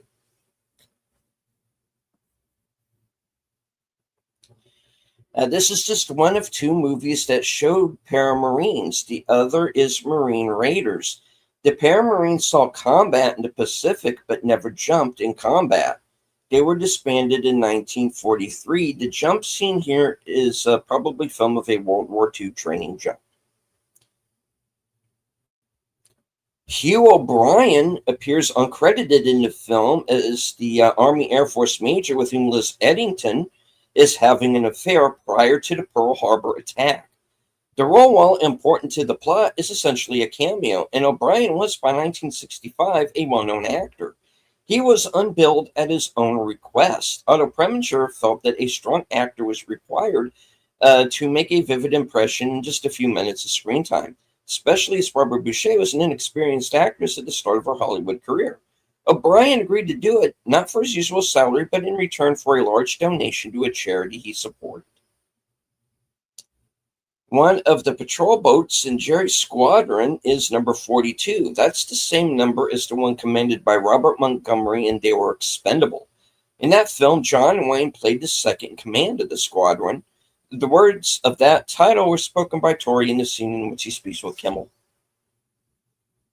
Bev and Mac's apartment in San Francisco, the Golden Gate View Apartments, is located on the corner of Hyde and Lombard Streets.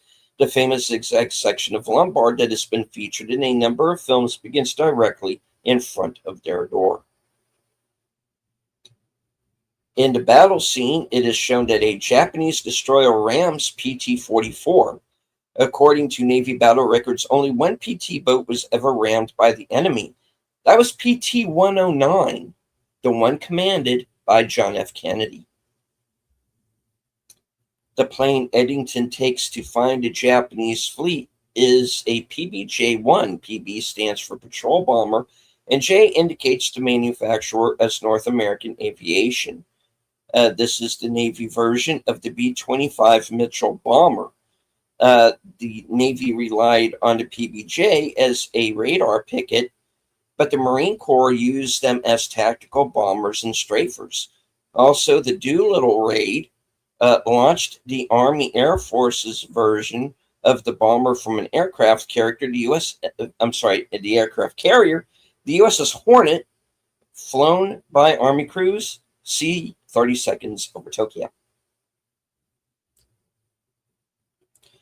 George Kennedy played Gregory, knew about combat in real life. He served in the U.S. Army in World War II, attaining the rank of captain and being awarded 2 Bronze Stars for bravery while serving under General George S. Patton. Kennedy later played Patton in Brass Target. PBJ that Eddington takes has the squadron markings of VMB 611, which was Marine Bombing Squadron 611. VMB 611 did not arrive in the Pacific area of operations until October 1944. VMB 611 was decommissioned at MCAD Miramar in November 1945. Most of the jeeps used during the onshore scenes are M151 Mutts, which were first deployed in 1960. World War II jeeps have a classic vertical slat radiator covers. Mutts were the first and only Jeep variant with horizontal radiator slats. Mutts were used extensively during the Vietnam conflict and replaced by the Humvee in the 1980s. Mutts were taken out of service and virtually disappeared as they were declared unsafe by the U.S. Department of Transportation and deemed unfit for civilian usage. Most were destroyed by the military. Some survived to be sold to military enthusiasts and collectors. Much are rarely seen outside of military historical displays and parades. The super battleship in the film, the Yamato, never took part in the fight for Guadalcanal, and since he spent the entire Guadalcanal campaign at anchor at Truk in the Caroline Islands, the Japanese did commit 4 battleships to the Guadalcanal campaign: Congo, Hiei, Kurishima, and Haruna. All sister ships were originally built between 1913 and 15 as battlecruisers, the Congo being the last Japanese capital ship constructed outside of Japan. She was built in Britain. Congo and Haruna survived the campaign undamaged, while the Hiei and Kurishima were both sunk within 2 days of each other in fierce night battles in mid-November 1942. During the climactic battle, one of the U.S. destroyers has the hull number D-12. The DD-12 is the USS Smith Thompson, a Clemson-class destroyer intentionally sunk following a collision with the USS Whipple in July 1936. The hull number for the USS Cassidy is 298. DD-298 was the USS Percival, also a Clemson-class destroyer decommissioned in 1930. Neither ship could have been in a naval battle in 1942. In the movie, McConnell says the Yamato was 80,000 tons. He actually displayed 72,800 tons when loaded. When McConnell's with Bev in the apartment, the view is of the San Francisco Bay from the window, which includes the piers of Fort Mason. These were used for loading cargo and troop carriers in World War II. As of 2019, they are managed by the Golden Gate National Recreation Area, with a variety of events taking place there. The view of the Golden Gate Bridge is obscured by fog. During the dance, Bev describes Liz as being pie-eyed, which is an old term for drunk. The music playing has a big band sound, like Duke Ellington, who not only scored Otto Preminger's earlier film Anatomy of a Murder, but played a character named Pie-Eye. This is one of 2 films Otto Preminger directed in 1965. The other is Bunny Lake is Missing. This is a reunion with director Otto Preminger and Dana Andrews, who 20 years earlier did 4 film noirs: Laura, Fallen Angel, Daisy Kenyon, and Where the Sidewalk Ends. This is one of 8 movies in which Dana Andrews appeared in 1965. The low-budget films were major roles, mainstream projects were small roles. Jill Hayworth had previously worked with Otto Preminger on Exodus and The Cardinal. She had been under contract to Otto Preminger, but this was the last of her films with him. Hugh O'Brian and Barbara Boucher are fired on by Japanese Zeros as they are laying on the beach. In truth, the Japanese only attacked military buildings or battleships. Kirk Douglas, George Kennedy, and Carol O'Connor had previously worked together in Lonely Are the Brave. Kennedy would work 2 more times with John Wayne, the sons of Katie Elder and Kay Hill, U.S. Marshal. I'm sorry? Nothing, I was just coughing. Oh, okay. Patrick O'Neill appeared in King Rat the same year. Both films depict World War II in the Pacific. Here at Pearl Harbor, they are at a Japanese POW camp. Lower budgeted than most movies starring either John Wayne or Kirk Douglas, it shows. Or rather, it doesn't show. During the Pearl Harbor attack, when only bombs are shown hitting the water and not one Japanese Zero is shown except for stock footage when Hugh O'Brian is on the beach. 2 actors would become iconic and ultimately legendary characters on television. Larry Hagman, soon to be cast as Major Anthony Nelson on I Dream of Jeannie, but more famous later as J.R. Ewing on Dallas. Carol O'Connor, who appeared with Kirk Douglas earlier in Lonely Are the Brave, as Archie Bunker on All in Family.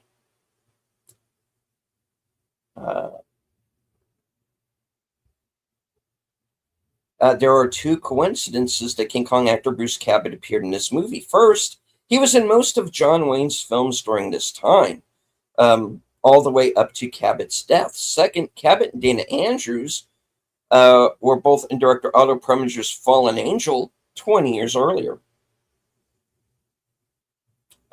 Dana Andrews starred in Spring Reunion in the late 50s, a film produced by Kirk Douglas.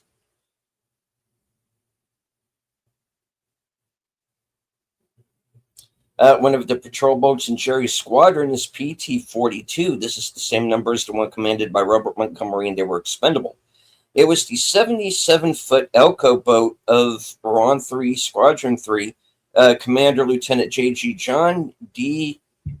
Bulkeley, who was also tasked with effecting General Douglas MacArthur's escape from the Philippines, which was depicted in both the book and the movie. Okay. An uncredited Hugh O'Brien is killed in a road accident near the beginning. As an Army Air Force major, his character would have been close to Hugh O'Brien's actual age of 40. 7 years later, Brandon DeWilde was killed in a road accident at the age of 30. O'Brien outlived nearly all of the main credited cast, passing away at age 91 in 2016. Kirk Douglas, who passed away in February 2020 at the age of 103, outlived him. As of January 2026, only Paula Prentice and Barbara Boucher are still alive.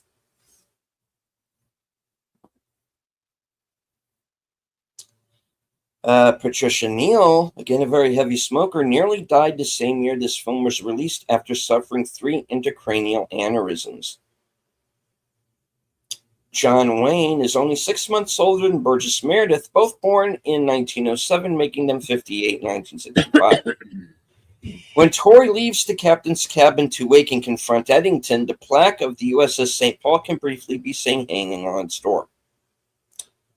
Henry Fonda, Francois Tone, and Burgess Meredith had previously been directed by Otto Preminger in the film Advising Consent.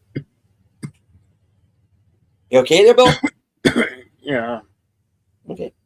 Get some water.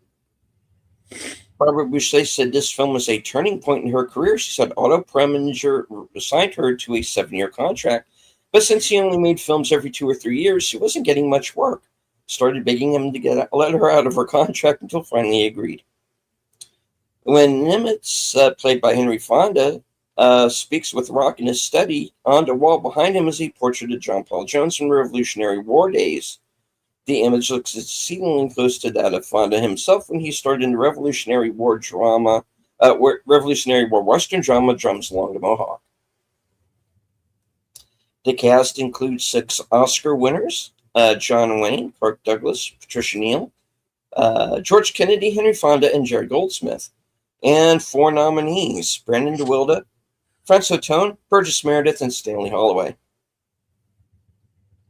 The special effects team built a fleet of warships scaled down to 1/16 of their real size. They sailed under their own steam, operated by a 2-man crew concealed inside, who, peering through slits in the superstructure, guided the craft according to instructions received through headphones. The final battle scene, which lasts 5 minutes on screen, cost £350. What that is in American money at the time, you'll have to look that up. Henry Fonda's 2-scene cameo was done as a favor to Otto Preminger. He was cast at the very last minute. Chill Wills, originally playing the role, was fired by Preminger after one morning's work. The film was budgeted at $5 million, making it one of the most expensive of Otto Preminger's films. It went more than $400,000 over budget.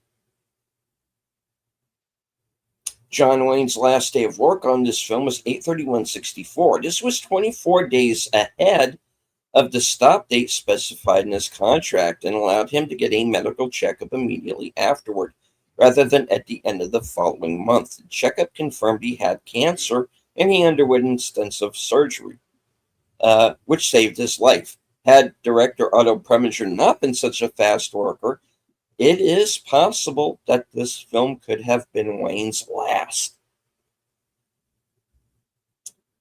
Slim Pickens would go on to star in 1941, also about Pearl Harbor, but a comedy, and a movie in which John Wayne was considered for a role Robert Stack played his part after Wayne told director Steven Spielberg he was disgusted by the screenplay. Yeah, I would rather think that movie wouldn't be his cup of tea.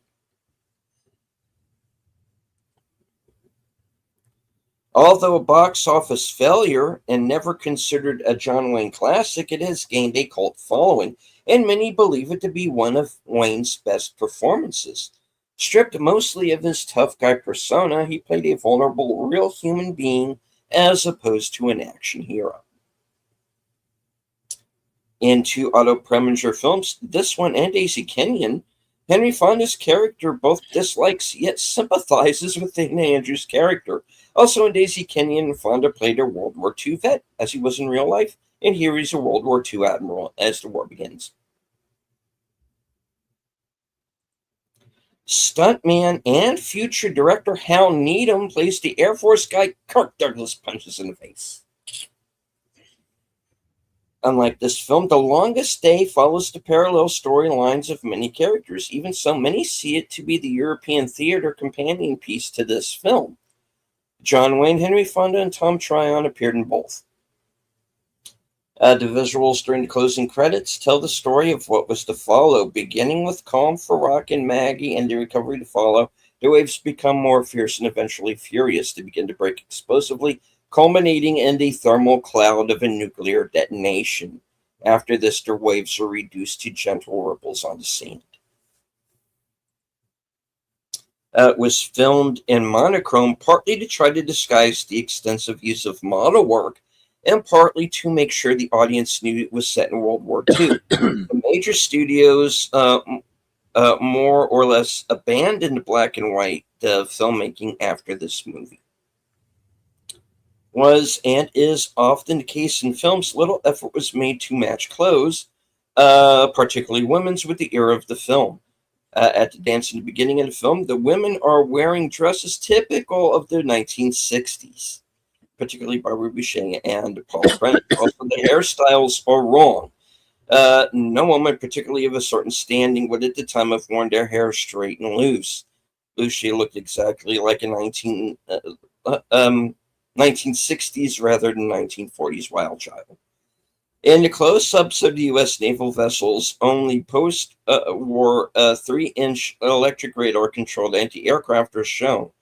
All of the World War II era 40mm quadruple mount Bofors anti-aircraft guns had been retired and removed from the ships. The reason was the new proximity fuse that made shells explode near a plane rather than having to hit it. It would not fit the 40mm projectile. It would fit in a 3-inch or 76mm projectile. There's one single mount Bofors guns shown on the shore at the end of the scene when Admiral Tory arrives on Gravu 2. God, why didn't they just use the actual names? It's supposed to be Guadalcanal. Okay. And the Jeep drives off the pier on the way for him to meet the staff.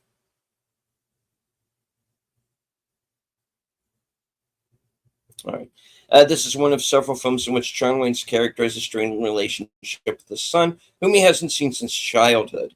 Rio Grande, Big Jake, and to a lesser extent, Cahill U.S. Marshal have the similar theme.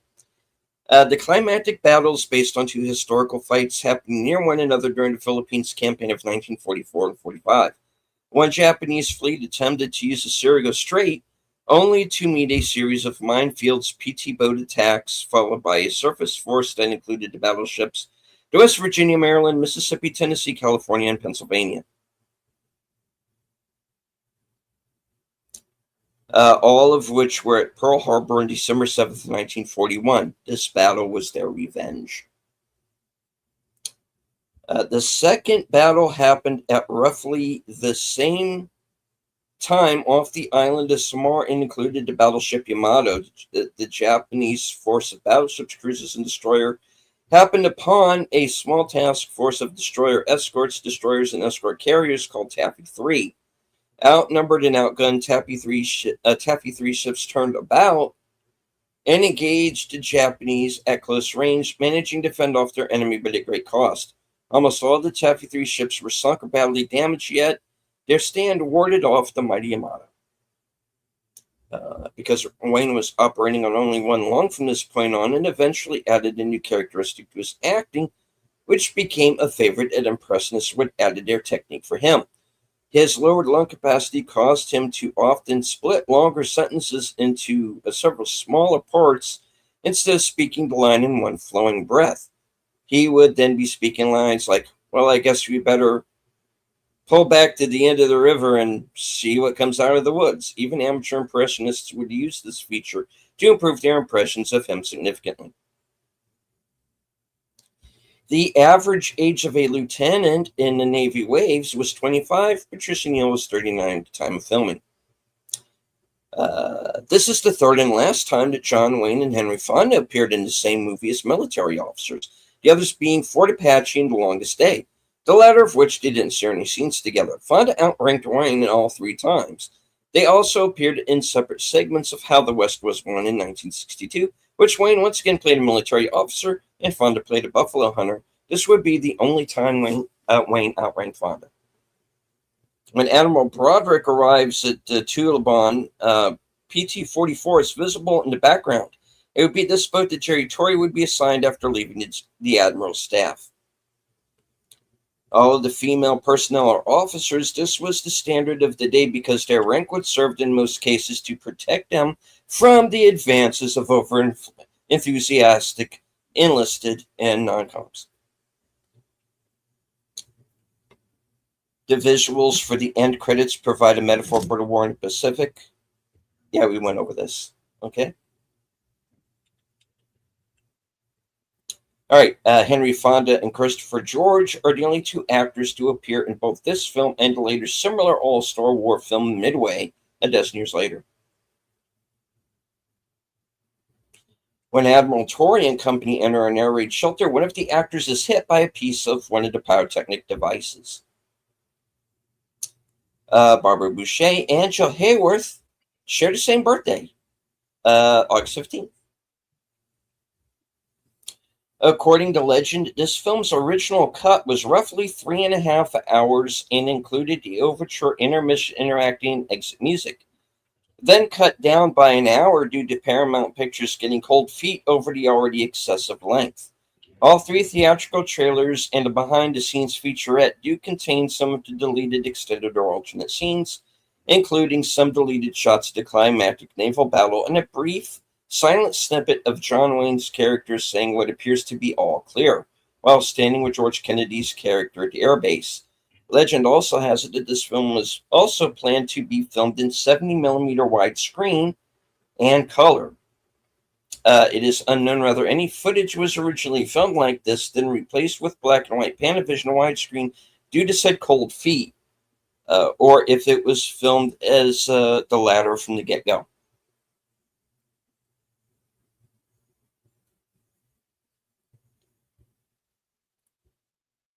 Castle Thunder, heard briefly during the end credits. Jerry Torrey's boat, the PT-44, was in the Pacific and participated in the actions around Solomon Islands and Guadalcanal. It was sunk 12-12-42 by Japanese destroyers Kawasaki and Tsukazaki off Guadalcanal to Solomon Islands. In a case of life mirroring art, just as took place in the movie, Brandon DeWildo plays Jerry Torrey died before John Wayne, who played his father. When Eddington takes off in the Navy PBJ on a suicide mission, he taxis out from the ramp, sitting in the co-pilot's right seat. As the plane takes off, the stunt pilot can clearly be seen sitting in the pilot's left seat. In Eddington's remaining flight scenes, he is back in the co-pilot's seat while flying the aircraft from there. As I'm sorry. While flying the aircraft from there is a possibility that is only done with two pilots in the cockpit sharing flying duties. Eddington takes the co-pilot's seat for no apparent reason, except that is the way the shot was staged.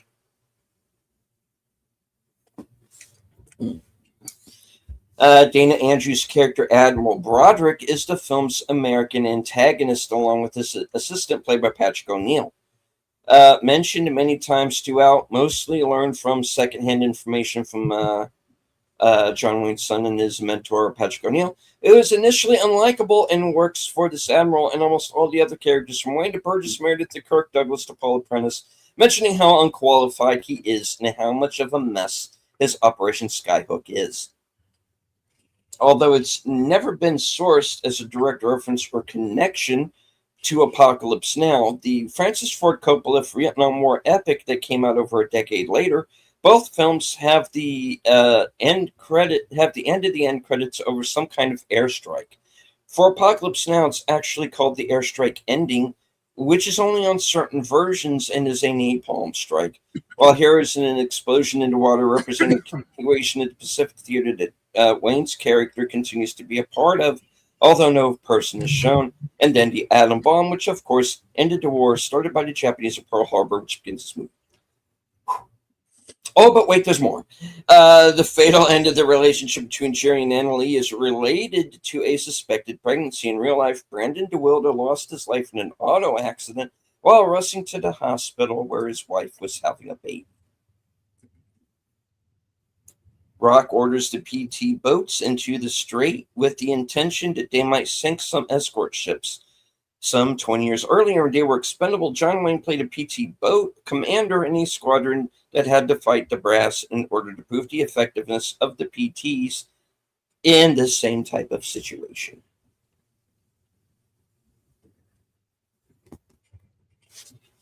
That's it. Scrolls are closed. Thank goodness. That was long. Well, we will be back tomorrow for 1917.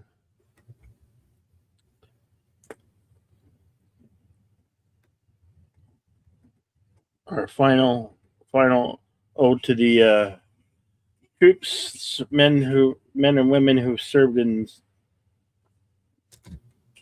wartime and battles and conflicts. Thank you all for coming. Very much appreciated. And as I like to say at the end of these things, always remain to be excellent to one another. Party on. And we'll see you at the next one. Your turn. All right. And I would like to thank everyone who joined us in the live chat on Cosme. We had at one point somewhere in the neighborhood of about 100 and maybe about 40 or so people watching at one point or another. Thank you all very much, even if you were just here for a few moments. Hope that you enjoyed the show. Hit the like, share out the stream, do all the clicky algorithmic things that YouTube likes. And as I always say at the end of every broadcast from HQ, and all points north, south, east, west, and beyond, good night, take care, stay strong, be safe and healthy, because this is how we win.